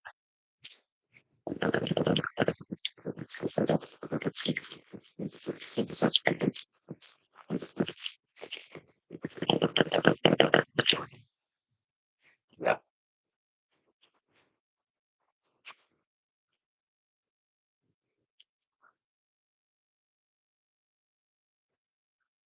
but I'll do that a lot. I'll plan stuff and get things ready and go to this direction, and then I'll get there and go, nah. I've got a bunch of stuff that I've created raw footage for and have never produced. I've stuff that I've created raw footage for, have produced, but have never completed, you know? And it's not that I don't want to, it's just that for that particular project, the creative juices stopped flowing. And so it was easy to just put it aside and walk away and go on to something else. So I've got a lot of that. In fact, when I get to a point to where I can't do a whole lot of this, I'll probably be doing a whole lot of this. Um, with projects that I already have in the works, projects that I, already have mostly finished. Uh, I've got a lot of raw footage that I can put together and create things. Uh, I have more little documentaries that I want to produce, and I can produce the hell out of a bunch of shit and then just wait for narration if I'm not up to doing this. And then there's producing stuff for other people, right? And I think there's going to probably be a period of time where I'm not going to be doing a whole lot of talking, especially on camera. And I'm going to want to put myself into something, and that's going to be doing something for somebody else. They're on camera, and I can be behind camera and just use my head and not my mouth, you know? So there's that to look forward to. Uh, like I said, I'm always throwing myself into, a million different directions, and then I'll pick a few directions that I want to actually go into. Um, so I've got a lot of different projects, ideas, a lot of little things ruminating that can keep me busy from here till the day I die, really. I mean, I've got so much shit going on. I could do slideshows alone of pictures from my entire life, uh, and especially the last 25 years, because my wife and I, when we got together, we started taking pictures, a lot of pictures, pictures, pictures, pictures. It was like, here, honey, here's a camera. And then she'd be like, you know, and then I'd be like, and then I'd be like this, and she'd be like this. Um, so yeah, I've got like, upwards of hundreds of thousands of photos, of family stuff, mainly because I don't like to delete. When you're doing digital, why delete anything? Why not? Well, that's a lousy picture of me. Yeah, but look over here. This is like totally picture perfect, you know? So why throw this away when you could just crop everything else out and say, wow, look at that, you know? Did you see what your hand is doing? Dude, why we want to throw that away? Look at the sky, man. So yeah, I've just got like hundreds of thousands of photos. Um, I literally, seriously, honestly, files, these hard drives here are just filled, you know, terabytes of photos going back to uh, the early 2000s, right? And then we were taking pictures, um, with film cameras up into the early 2000s, and then we switched to some digital cameras. I had a couple of really nice. I still got my little digital Canon cameras, that we got, early in our marriage. We used, in fact, there was this one that I have that I used for my digital photography class out here 10 years ago, and we've still got that one. Probably needs a new battery, uh, but it was a great little camera until it got this line right down the middle. And then it was intermittently, it would get this line. It's like, oh man, the photos are fucked. It's got that line. Yeah. But I used the hell out of that one. And then at some point, um, the regular digital phone just became obsolete because of these stupid smartphones, right? So now we do everything on the smartphone, and there's no need to carry around another device, yet another device. So, well, one of the neat things about this room here, everything in this room can either be done on the phone or retrieved from the phone or purchased on the phone, right? I mean, every single thing in here can be accessed on the phone or garnered from your phone, right? I can get that lava lamp online and have it here tomorrow on Amazon, right? Um, that this Native American here, I bought that on eBay, right? Any of this music here and video and sound, I can be played on my phone, right? These encyclopedias over here, right? All this information can be found on my phone or more. My globe over there, my atlases, right?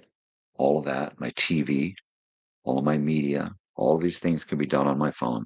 Everything, everything that I'm doing here on my computer can be done on my phone. There's no need for any of this. Everything in this room, I don't need this freaking light right here. You know, I don't need my light. I can see everything's right on my phone. I'm out of coffee. Boom. Starbucks, bring me some fucking coffee. I mean, it's crazy. But that's the neat thing about this room is that I can turn my phone off and step back in time and say, damn, I need to know about this. And I'll just pick up a book, or I want to be entertained and I'll grab an LP or a video cassette, you know? So, yeah, that's the neat, really, really cool, fascinating part about my little world here is that when you leave here, everything here could be done on your phone. But while you're here, everything that you do here off your phone is of the past. You know, you don't find other than my computer and phone and a few other little items in here. It's all about the past. And the present does not exist. When I push everything out of the picture frame that don't belong here, the present don't exist at all. It's just ain't here no more. And I can easily, you know, immerse myself, right? Immerse myself in the depths of the past. I'm past man. Um, yeah, totally. So there you are. There's my Sony Trinicon 2400 camera. I love that thing. I really, really, really love the feel of it, the smell of it. Yeah, yeah. Yeah. Let's take this thing and set it back down in here. Oh yeah. Oh, look at that. Oh, that's just it's a beautiful thing. Looking through these viewfinders was a real challenge for me as a kid because I couldn't control my eyes, my winking eyes. Um, to this day, I have to shoot left-handed when I'm shooting a rifle and I'm aiming because I have to aim through my left eye. I can aim through my right eye. I just can't. It just doesn't work. I don't get a good aim. So I have to use the opposite eye. So I shoot left-handed. There's a few things that I do left-handed because of my sight. Um,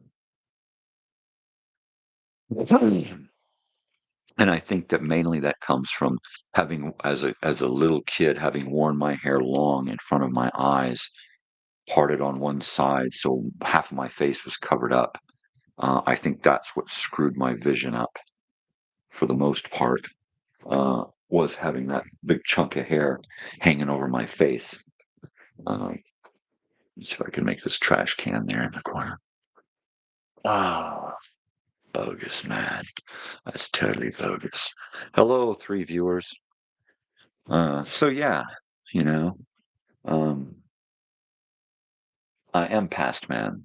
I totally get off on immersing myself in that whole feel um, of the past, which is why I like Starcrawler because they got that past feel.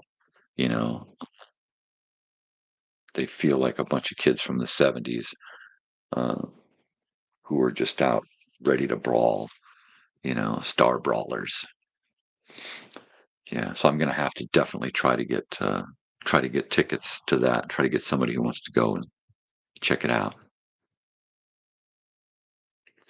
Whoa. And yeah, I was talking to my daughter yesterday because every once in a while I've got to hit her up about her calendar of events. And she's like, well, we got nothing going on until like, wow, June, And I think the only thing that I didn't have on my list here was ELO in August. But she's got orientation, EOPS, orientation for San Bernardino University on the 13th. And then on the 14th, we're going to Vegas to see Killers at Caesars.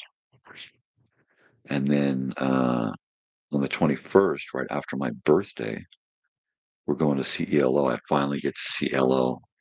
My daughter and I cried finding out that we're going to see ELO together because it's my favorite band and it's her favorite band that of my music that she listens to, right? So we have that in common and we have that Jeff Lynne connection, and we'll be listening to stuff and it'll be like, oh, Traveling Wilburys, did you know? And we'll sit and talk about the Traveling Wilburys um, and then or George Harrison. Did you know about George Harrison and Jeff Lynne? We'll sit and we'll talk about that. That's totally cool. Or every once in a while I'll say put on this song by ELO, and she'll learn that they did some other weird stuff. They did some great weirdness, novelty music. Uh, they did a I think they did a fart song. I'll have to see if I can find that and post a link to it. Um, but they've done some weird stuff. It's like a Rush, right? They did some weird stuff in their early stuff. They did a song called "I Think I'm Going Bald," right? And that was a weird song, but that's one that I grabbed onto when I was young because when I was young, my hairline was already like back way far, right? I had this receding hairline that was just crazy. Uh, and then like ZZ Top, they had novelty songs. I woke up with wood, slip inside my sleeping bag, and that kind of shit. So mainstream novelty stuff was cool. But, the fact that my daughter is so into ELO is very, very cool. At some point, I may mute my microphone here as my wife gets up and motivates and gets ready to take off for the day. She's way more active than I am. She knows more people and does more things and says, "Oh, I'll come over and help." So she's always out and doing stuff, socializing, networking, just staying busy. Which is why I like doing this in the morning because it keeps me busy, gets me motivated to get up, go out and do something. And I'm going to have to get out and do my van while it's nice and cool yet still. So I probably, well, I may get off early or I may just stay on till 8 o'clock. My new schedule is 5 to 8 so that I can stay on track and not just stay on here for 6 hours, 5 6. How long can I stay on today? There'll be plenty of time for that when I decide to do a telethon, a long, long, long episode with all kinds of stuff going on. Then I can throw in a lot of meat and potatoes and it'll be more than just me sitting here going, geez, how long have I been on now? Um, but yeah, at some point I may just call it quits so that I can be with her before she takes off. And then I can just get into my day, you know? I mean, I've got so much going on, and you guys are like always here. It's like, why do you always come by? It's like you're holding me up. Hello. Haven't you got something to do? No, really. Uh, I love the fact that I don't have to sit here and talk to myself in the morning. I know you guys are just kind of hanging out and going, what's he talking about now? Jeez, this guy's long winded. but I appreciate it, because I can vent, I can expand upon things in my head, spitball ideas, reminisce, get nostalgic and tell old stories about stuff. But for the most part, I'm gonna sit here and do this anyway. And then the funny part is that when I get done with this, I'll be walking around for the next hour talking to myself, literally talking to myself as if there's somebody really listening. Even in my head, I'll just turn my outer monologue off and it'll go back to my inner monologue. And then it rambles, you know, just way too much for about an hour. And then I have to just, okay, it's over. Just let it go, man. Let it go. And then usually I can wrap my head around something else and throw myself into something like doing that checklist that I really, really needed to get done before next live. And now I need to run some tests using graphics and multiple cameras and this and that. So tomorrow's show and this weekend, I will be running tests here and abroad. He's talking about that rod again. Leave him alone, Harry. And then try to get things tight. Now that I got my head together, before I saw that dentist, I didn't realize how how much my head was just totally out of the loop. You know, uh, I kept forgetting everything. I'd leave to go do something and forget everything at home that I required to do what I was going out to do. I mean, it was that bad. And now I feel like um, I'm here now. So yay! So this next live should be a complete, 180 from Monday night's situation. Uh, I wouldn't call it a fiasco because we really, really did that. We had some great video. We had some great pictures. We just had shitty sound. We had a great event. We had a lot of fun. You know, um, even without the video, it was a bitchin' night. You know, maybe the video, the idea of being live was the catalyst behind everybody being so good on stage. So, it's a bummer that we don't have a record of that.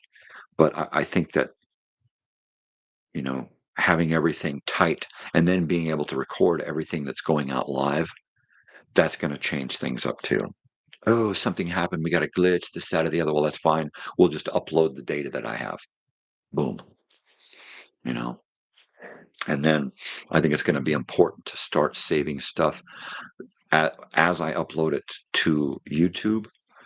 I need to then take it and save it, uh, archive it, whether it's on DVD or on multiple thumb drives or one huge hard drive that holds every finished product.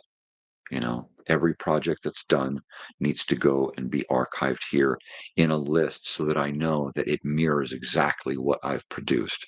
And then some. It should have more because I should have created more content than I've uploaded onto YouTube. And every live thing should then be archived onto DVD or onto the hard drive as well, right? So that if anything ever happens to the YouTube situation, I'm still safe, right? And I think that's going to be real important. So that's going to make it onto my checklist of important things to accomplish, uh, and there's a whole project right there, archiving.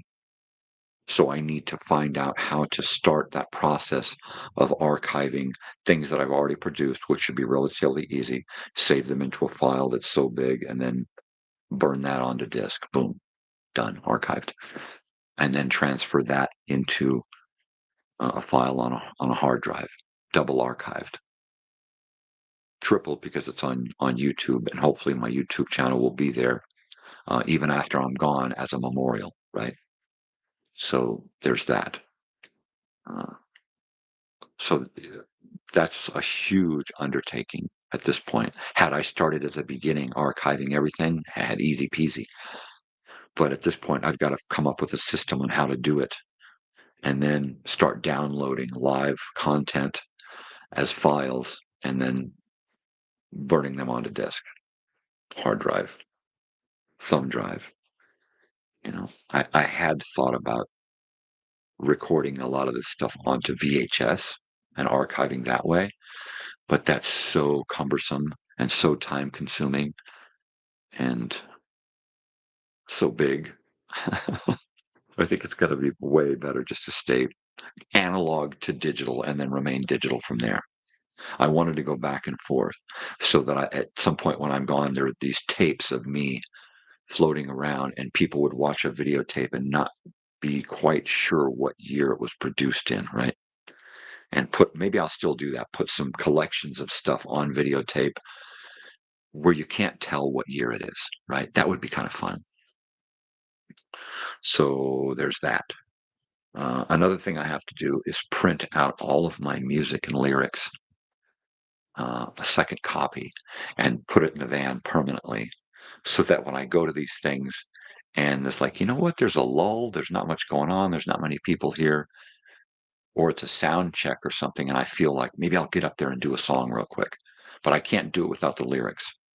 So I've got to have a copy of these lyrics always with me, where I just get up there and go, I can't remember the first word. I see a lot of guys taping stuff on their guitar.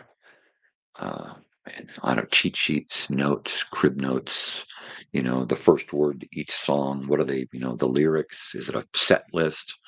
You know, I don't want to do that because that's not enough. That's just not, I need actual lyrics. So when I get through with a chorus or a verse, I can go, oh shit, there it is, and have things, lines and things broken up in chunks where I know I have trouble, and it's mainly because I don't play enough. I don't get the opportunity to play. I don't give myself chunks of time every day. Okay, it's time to go play. Go play.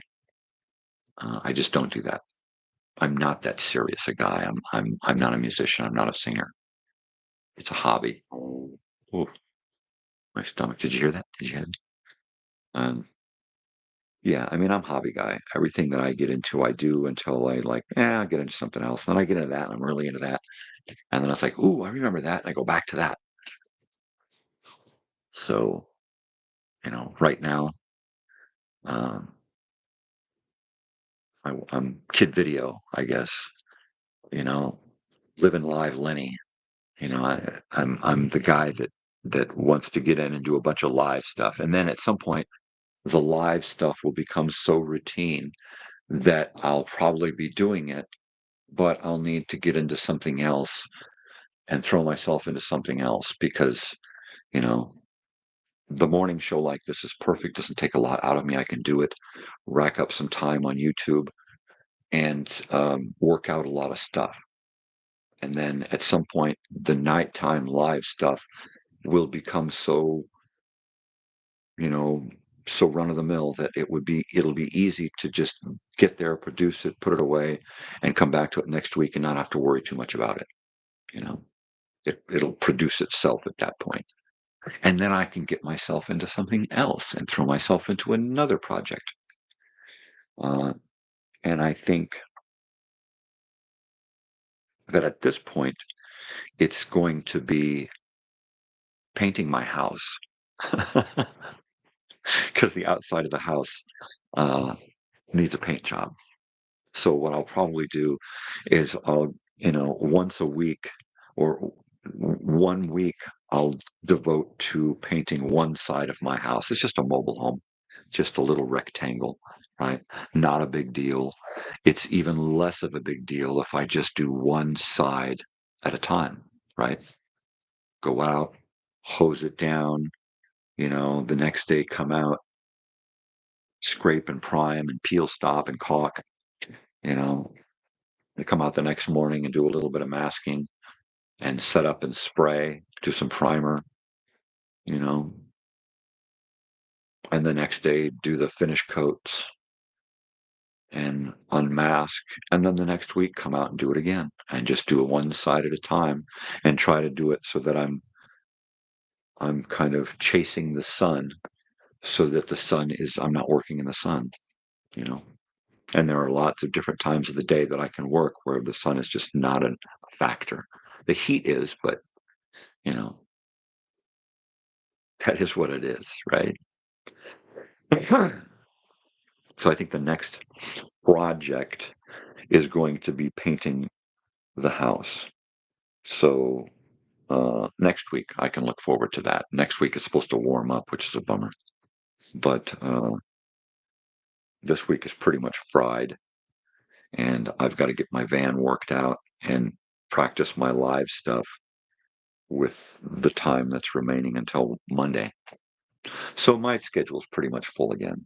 I do have to make it out to Landers and go to the Giant Rock meeting room and talk to Linus and work out some logistics and talk about sound and the sound of that highway and possibly another venue on his property to do the stuff, you know, spitballing again. So, um, yeah, hopefully I can get out there. Bush and I can go out there and work things out, and then Bush and I can get together and work on some graphics. And then I've got to practice using graphics through the three devices. You know, it's going to take some shoehorning to get that into my brain. But, you know, I have confidence in my abilities to fuck things up and then eventually get it right. Yeah. Yeah. So, yeah. See, now I feel like listening to some Traveling Wilburys, right? Got to get into that. Totally. Or even some Tom Petty or some ELO or some Roy Orbison, you know, or some fuck. Now I want to hear some Ringo Starr too. You know, he wasn't even a Wilbury, was he? Nah, was he? Nah, I don't know. Was he? Oh, oh, there's a band that I'll never get to see. Stop looking at me belly button. It's my belly button. Leave it alone. You cheeky monkeys. You cheeky monkeys. Ah, look at that. We got a little empty dish here and a little candy jar there. And I think we're going to do this and start thinking about what it is I'm going to do first this morning. What it is I'm going to do first this morning. Um, I think between 8 o'clock and 9 o'clock, I'm going to gut my van and throw everything out here on the floor so I can clean it, wind everything up nice and snug, organize it, label things, and then get them into gear bags, right? And then at 9 o'clock, I'll probably run down to the post office, and check to see that everything has come through safely. Oh, I hate it when they don't package stuff right, and I get it, and I go crack it, crack it, crack it, crack it, crack it. So fingers crossed that my $20 was well spent. Uh, and then I'll bring that thing home and test it, and then get everything out of the van and in here to test a live setup. And then between tonight, tomorrow, and Monday night, and all of the time in between, try to get the live stuff perfected to the best of my ability. Utilizing the graphics from both computers, utilizing the uplink from the audio video to the computer, the Ethernet uplink.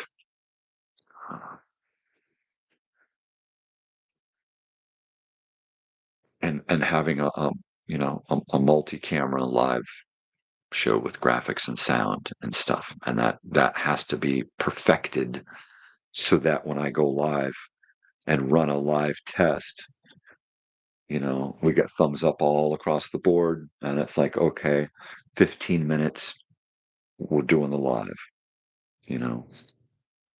Uh, I think once I get to there, uh, it'll become run of the mill, and I'll be able to just, you know, take 4 hours on a Monday night, set up, do the show, break down, and be done with it.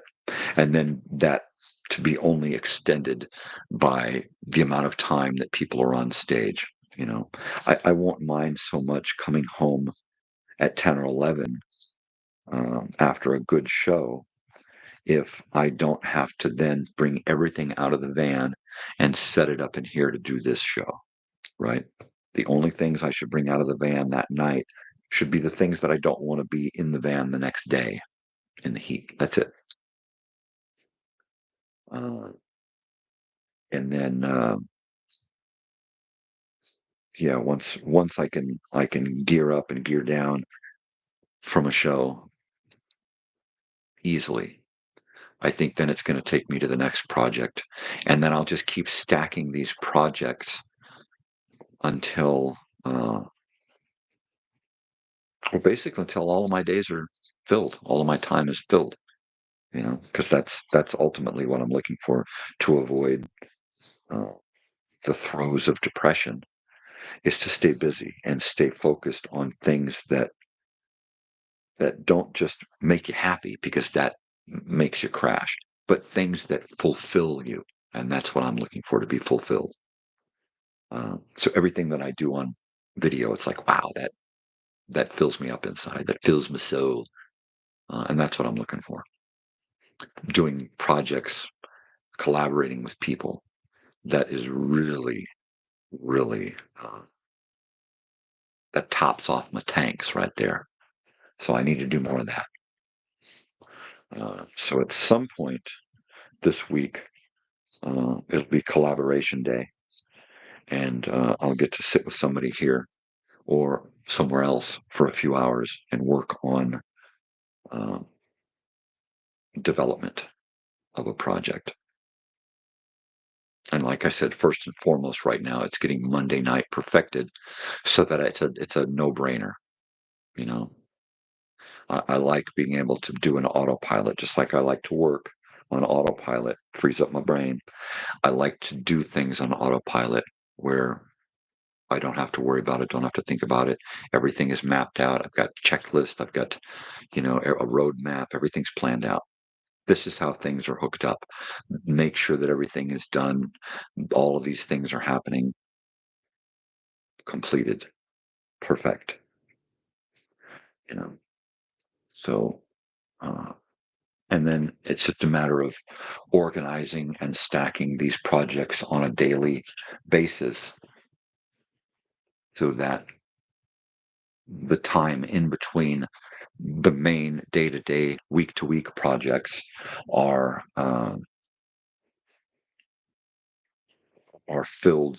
All the time in between is filled with the new projects, the short the music videos, the little documentaries, the slideshows, the nature stuff. You know, the interviews.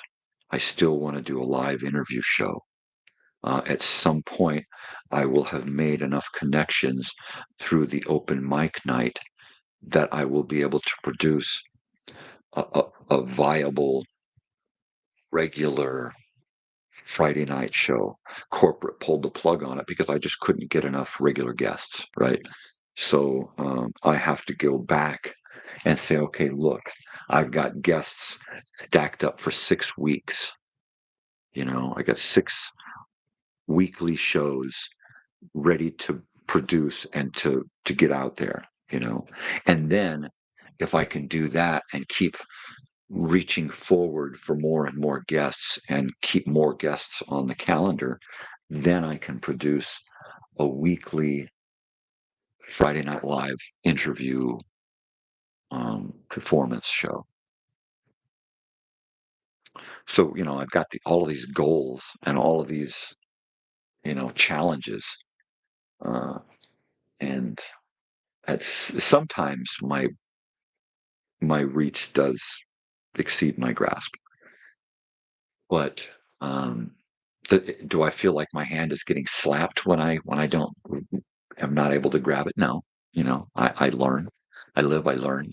If you don't learn anything every day, that day's pretty much a wash, right? You gotta learn something about you, about the world, about somebody else, about something, and then even if it's a little thing, that you've got some productivity out of that day, right? And you've you've strengthened yourself, by learning something. You know, you learned how to crack an egg with one hand. That's going to change your whole thinking about cooking, right? You go from a whisking with a fork to an actual whisk. Well, the difference is huge. You know, cooking analogies, really? I'm fucking come up with an analogy with anything. Come on, you know. Don't get me started on mermaids and losing their tails to become human, right?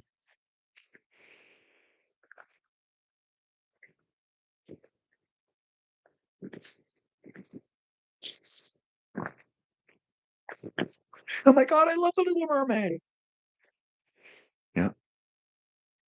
Under the sea, under the sea. Shut up. God, when my daughter was young, that crab, his voice was going through my head all the time. I was constantly singing songs from Little Mermaid. I kid you not. And I liked it too.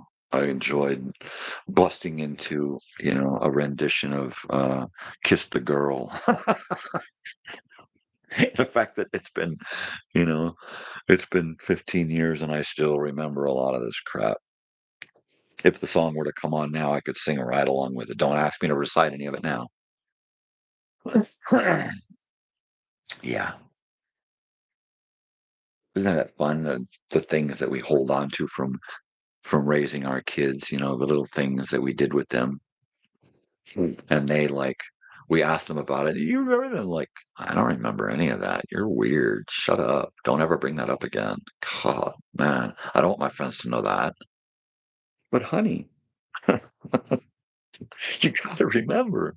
Nope, not a chance. Of course, I remember everything from my freaking childhood from about the age of 3, uh, which is really unfortunate some days, because some days you don't want to remember. You got enough going on in your own life. The weird shit, you don't want to remember the weird shit from your past, right? And it's always there. You know, and I do it to myself, of course. We were just talking about, stimuli that takes you time traveling and flashbacking and stuff. And I do it to myself. You know, I enjoy being there in the past, bouncing around in those yesteryears. Bumping into people from the past and things, and going to the Peddler's Village swap meet, and picking shit up and going, wow. And that was one of those things. I was looking through eBay, and I came across like Miss Prissy or something like that. And it's one of the eBay sellers, and she sells marijuana paraphernalia, um, pipes, graphics bongs, those old chamber pipes and stuff. And I came across a picture of one of those brass chamber pipes that I used to have when I was a kid. And all of a sudden, for an instant, I was at Peddler's Village swap meet, picking up that same pipe, looking at it, going, yeah, I want to buy this one. Right. And I was like, I was there. And it's like the whole world around me, like totally evaporated. And I was there for an instant, and then whoosh, I was back. And that's the shit that I'm talking about, using your mind like uh like a device, right? Like How do you build a time machine? Well, we already fucking got them in our heads, man. All we got to do is make the connections, the contacts, take those cables and plug them into the right things like the old operators, and then boom, you know, X minus one, all synapses are firing. Prepare for time travel. Yeah. Which That's me, reverse Van Winkle. Every time I go to sleep, man, I wake up in the past and I'm shocked into the present. Oh wow. Especially if, with like on occasion, I get like allergies and stuff, and then I try to figure out, and I got to go find a doctor and go see somebody about allergies. So then I'll wind up putting an air mattress in here, and I'll sleep by myself with sheets that I clean every night with different soap and don't use this and don't use that, and then I'll only I'll put on like clean clothes like every, few hours or something and take 20 showers a day and shit, you know, and I'll get all worked up, but I'll be like, I'll sleep in here and I'll wake up in the morning and I'll look at around all of this stuff. Uh, and if I've been dreaming, as I do quite often, about things in the past, um, it's not so much of a shock when I wake up, you know. Um, and on days like that, I tend to have more vivid, lucid flashbacks to, you know, to periods that are so far removed from my present, you know. So once again, if I reach up and turn this thing off and start going, it's because my wife is awake and she's going to be up moving around. And I don't like to put anybody on the spot. Uh, so I'll mute this thing and let her know, hey, we're muted, babe. It's cool. We can talk. I'm on camera, so don't come in. You know, I never call her babe. That's not my thing. I don't. I don't call anybody babe or bae. Baby, sweetie, honey, sugar pie, honey lamb. I'll do something weird.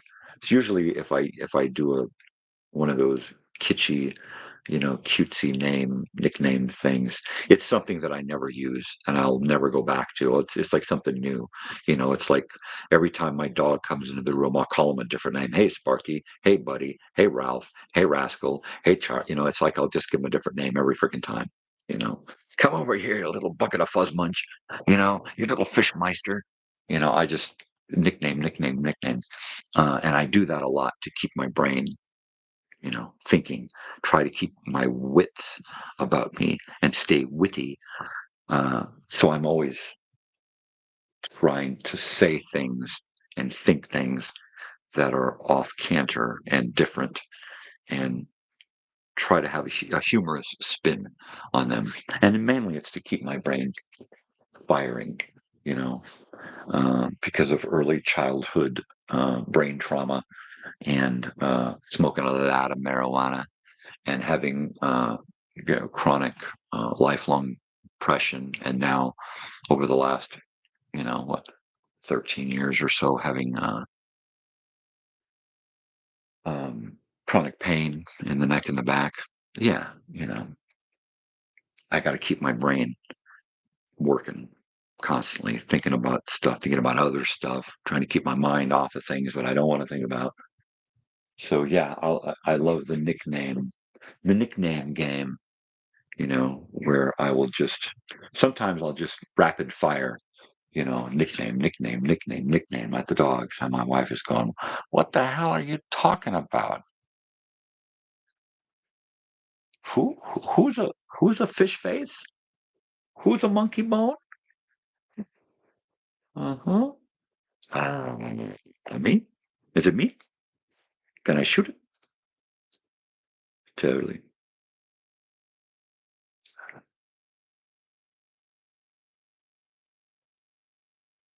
I was expecting the garbage man to come by, but I don't know what happened. Did he turn around and go out the other way? Did he go by while I was talking?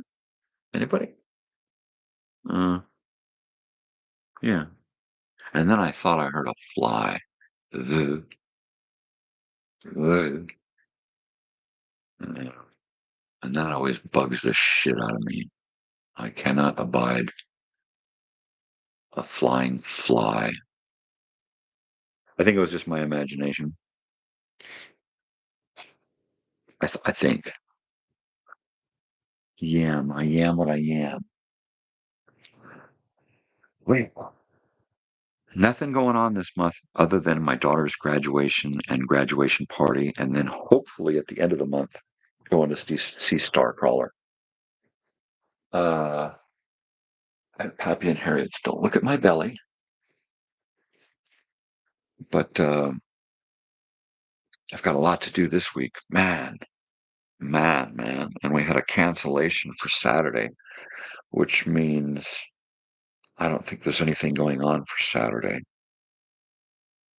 Or if there is, it's just one job, one cleaning, which is cool. Uh, yeah, because I've got just so much to do. I got to clean my room up here. Uh, I'm in charge of this end of the house because this is where I do my crap and I make most of the mess. So I really got to get this end of the house. It's not too bad. I think mainly I just need to vacuum and dust, and then over there put away a few things. But other than that, I'm doing pretty good. Last couple of weeks, this place was just a disaster. Tools, sawdust, wood cuttings, paint, just shit everywhere. Tarps on the floor. Uh, but I got my box done, and it's a done deal. The only thing I need to do is cut a hole in the back and put an access panel. Uh, but there's time for that. And I need to get in there and check my HDMI connections because one of my connections was going glittery, flickery. So there's that. Uh, but it wasn't any of the devices, which was cool. It was just the cables. Thankfully. Thankfully. But yeah, I'm really excited about this whole live technical thing. I mean, even though Monday was just a fucking. What are they doing? Can we hear them yet? No, fuck it, turn it off. Uh, it was that bad. It was really good to watch, but you couldn't hear nothing. But it can only get better from there. And now that I got my wits back, and I've got my checklist, God, it can only get better, you know. And I just hope we haven't, I don't know, scared anyone off. Because, like I said, if this doesn't wind up panning out and working completely to how we want immediately, it may take a little while to gain some steam and to get rolling to where we're, not just there for an hour or 2 hours, but we're there, for 4 hours live. So until it gets to that point, that'll just be the catalyst to get us uh, rolling on something else. And I think if Bush and I can do this on Monday nights and have we just worry about that on Monday nights, then he and I will maybe be able to get together and do some stuff in some other arenas of this YouTube thing, you know. And I'm looking forward to taking all of the cameras and the live and the editing and everything that I've gotten together now and doing a project with that. Okay, well, let's set up a couple of cameras and put on the music, put on the sound, and take another camera and we'll do the weird stuff with this camera and have some static cameras. And yeah, I mean, I've got some huge ideas that can be used in any number of different uh, directions, you know. So there's actually quite a few people out here right now that I would love to at some point collaborate with, uh, technically on my end, artistically on their end. You know, that would just, yeah. I'd be firing on all fucking 12 cylinders, man. Rare. Fucking A. So, yeah, this week has kind of been a limbo, a kind of anticlimactic beginning to season 3, kind of a what happened, man? I thought we were just gonna have some of this and some of that.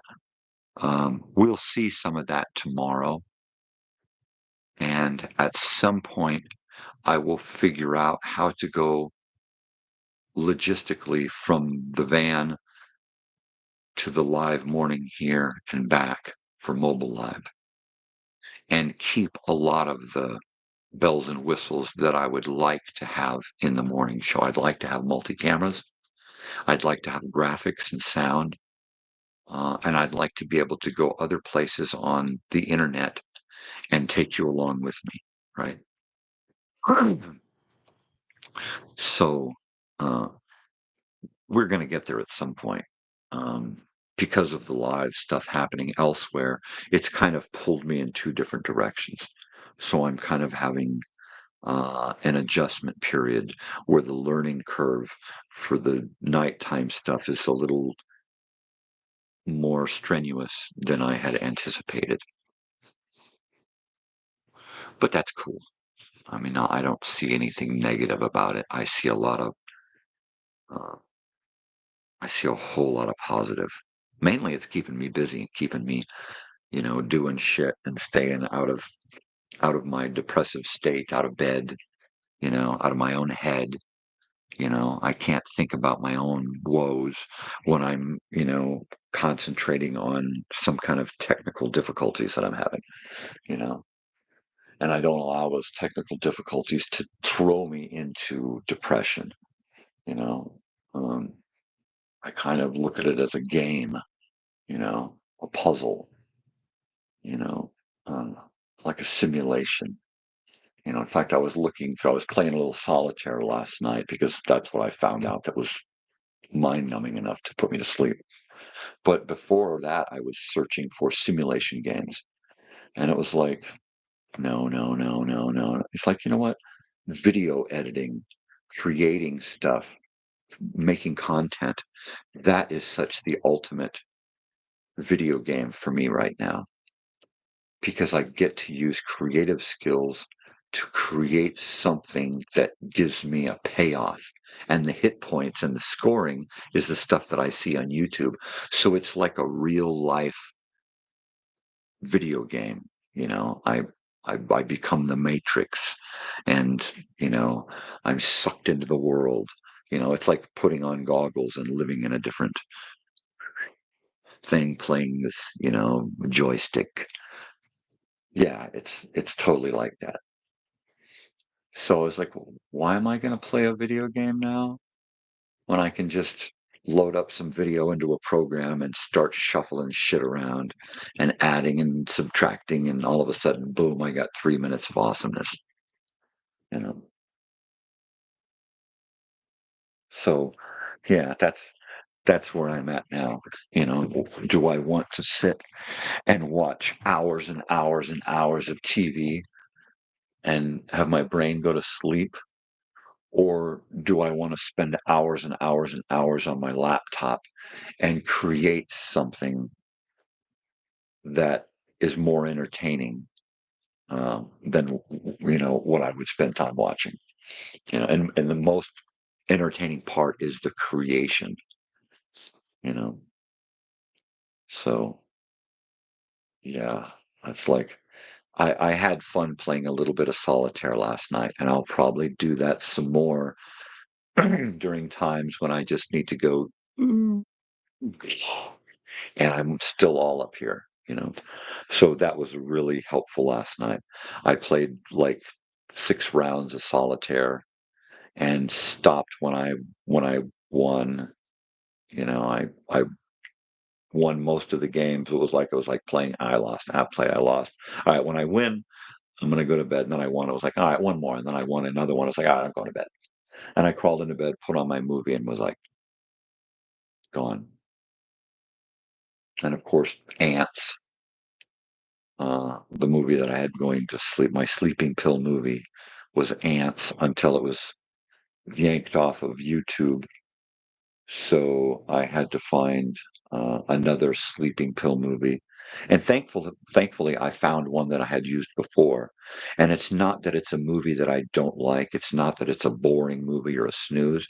It's just that I've seen it so many times that my brain can tune it out and it'll put me to sleep. Or I can sit and watch the whole thing. It's really up to my own discretion. But I put on Shrek last night, and I was asleep before the donkey got to go flying up in the air. I didn't get to see a donkey fly. I was out. And that was pretty quick. That was like within 5 minutes. Within a couple of minutes, I was gone. So that's why I have a sleeping pill movie, so that I can turn it on and it just numbs my brain and I'm gone. And then I hit the timer so that I don't have to wake up in 2 hours and go, what the fuck is that? Why am I watching previews of something? So yeah, I'll put on my sleeping pill movie, hit the timer, turn off the light, flip on the air conditioner, and I'm and then I'll wake myself up from the snoring. Literally. If I sleep sitting up, I will wake myself up snoring. The hell, smack the dog. Shut up. Uh, so I'll usually fall asleep sitting up and then have to readjust and lay down so that I can get some good solid sleep and I don't keep waking myself up snoring, because I do have a tendency to bellow loudly uh, through my nostrils and uh, open pie hole. What the hell was that? Is it a thunderstorm out there? Is that trash truck going by? No, I was just snoring again. I'm sure I wake my wife up, and she'll look over at me as I'm looking around going, what the fuck was that? Because I don't sleep solid. I have insomnia. So when I do go to sleep, it ain't really hard sleep. Very seldom do I get a good REM, you know?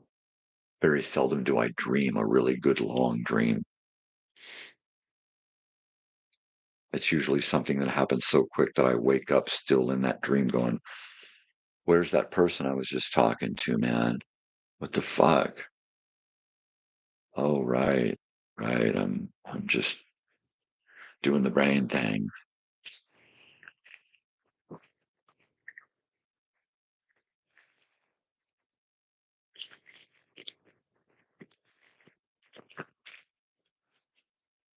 So another thing that I have to do soon is get with Gary in Elsinore and get some photos from our hometown.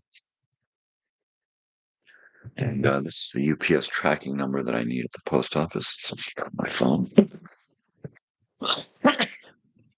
I need to talk to Gary about the reunion, because he's my hometown contact, or at least one of them. Uh,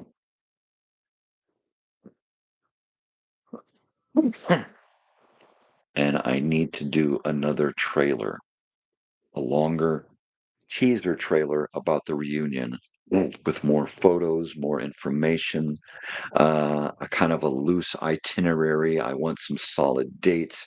And I think the solid dates, I didn't want to do it during anyone's birthday. So I kind of wanted it after my brother's birthday and after my birthday. And I didn't want it on my sister's birthday, and she's one of those weekends. There are a few other people whose birthdays are in August, and I didn't want it to be on a birthday. You know, I didn't want anyone to feel like it was their day. I wanted everyone to feel like it was our day, right? So I really wanted to try hard to not do a birthday. And I think I've got like the 21st to the 20 something after birthdays. I'm sure it'll probably fall on somebody's birthday, but it won't be from planning. It'll just be an accident. So that's another thing I need to work on is getting the Elsinore Brothers and Sisters reunion 2025 teaser trailer number 2 um, in the works.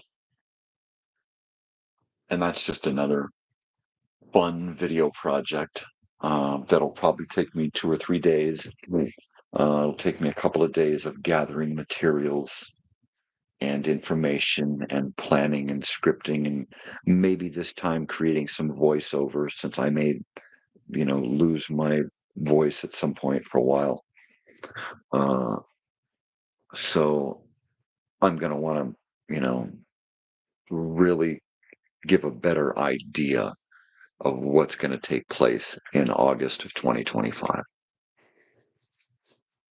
And it's already in my head. I've already got it on paper, what I want it to look like, how I want it to play out, the different things, the itineraries, the agendas, the tours, the fun, the games, the music, the interviews, the reminiscing, the nostalgia, the slideshows, the videos, I see it all in my head, right? It's like a movie that you've seen before and you just, I want to watch that.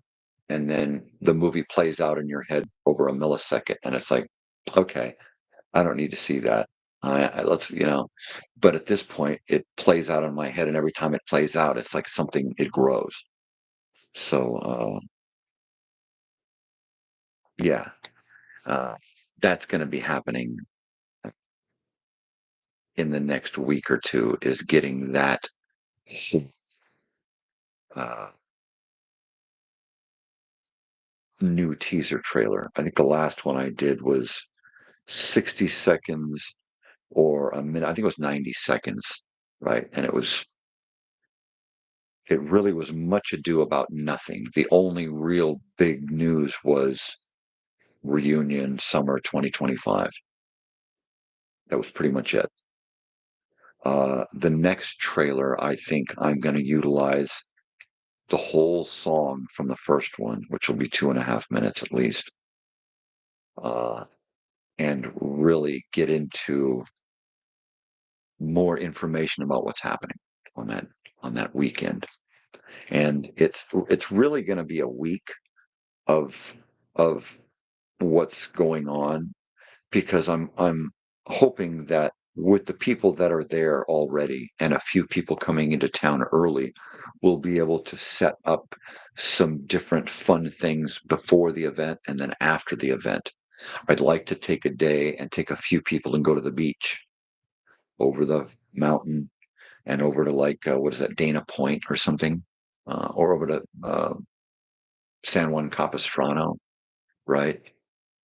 Uh, I'd like to do a day and do like a little trip up into the Ortega Mountains right there and do the lookout and the little campground that's right there and the ranger station, and maybe do their little tour and do a little lunch, because it's going to be breakfast at the reunion and then dinner at the reunion. And then lunches are going to be people out doing things and then having lunch someplace together as a group. Uh, and I'll have all kinds of stuff planned out. I'll have local people there who will be, the volunteers to put together a little tour and to have things ready to take people out. Okay, sign up for this day and we're going to go out and we're going to go do this tour, you know. Um, so it's going to require me to go to town, back to Elsinore, and really map out things. And I'll have to do it a few times because things are really changing in Elsinore, especially downtown. So if we're going to do anything downtown, it's going to require, you know, finding out deadlines on projects that are happening there, construction projects, big stuff, big to do stuff. Uh, so yeah, it looks like my time is just about up. Looks like I got about 3 or 4 minutes left.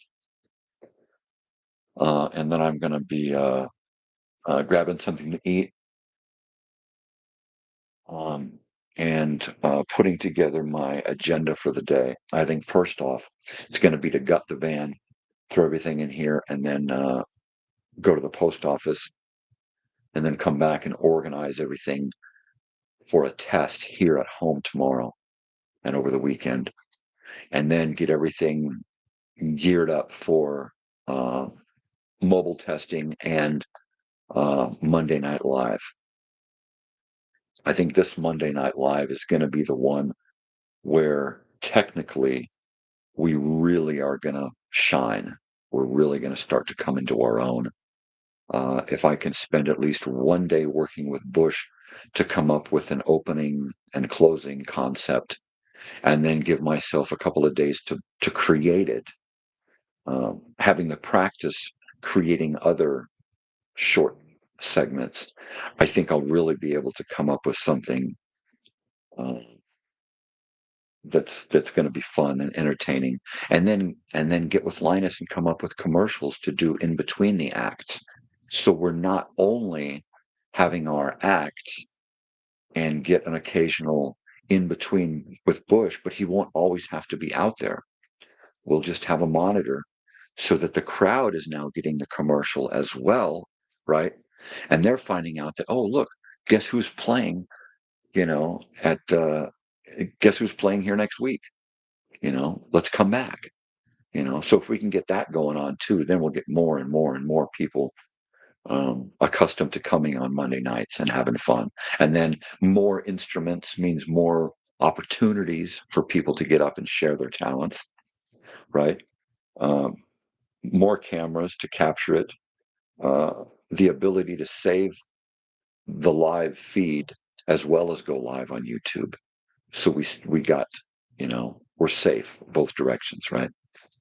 So yeah, I'm really, really, really worked up about this. I can't. I just can't wait. I can't. So yeah, it's a bummer that this last show was kind of a dud. Technically, it was fun to be there, but it was a dud technically.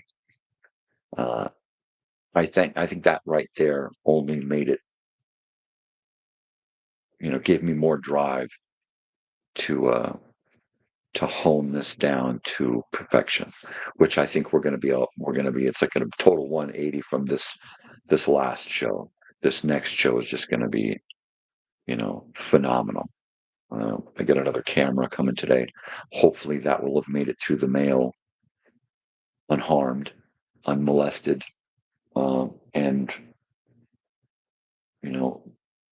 hopefully things will just work out this weekend so that Monday I'll have all of the elements I need to create a better show. Everything on stage is usually comes out pretty good, so I don't have to worry about any of that. That's not my job. That's Bush's job. If I can come up with some help for the in-between stuff and capture the show in a professional manner, then that's my job. So I think that's where we're really going to shine this week. Is technically it's going to be a wow. This is different. With three camera angles, I'm really going to be able to do a left and a right, and then not only just in a straight in, but okay, let's take this straight in and move it around. Let's zoom in. Let's grab this guy and this guy and this, and we can move around. Get some more lights so we can see more of who's up there, so somebody's not blocked by a shadow, right? Yeah, so I'm real excited about what's going on. My van is still filled with spaghetti, wires, wires, wires. Uh, so I'm gonna get up, get motivated, and go out and deal with that. I think I'm done drinking coffee for this morning, and I'm ready for some food and some energy. Um, and yeah, so I'm gonna bid you all a farewell. I hate to go with people hanging out, but like Seinfeld left TV on top as the number one show, I'm going to leave this morning with actual viewers watching me exit my show. So thank you so much for watching me ramble on sake. I'm the Rambler. And I will be back tomorrow for my last show of the week, my first Friday morning show. And we're going to play around with some technical stuff again and have a little preview of technically what we're going to be able to do in the future. So, yeah, come on back, y'all. If you ever want to play again. Peace, love. See you tomorrow, people. Thanks for stopping by. Good morning, weirdos. Get out there and have fun. Love life. Love people. Enjoy the world. You know, think positive.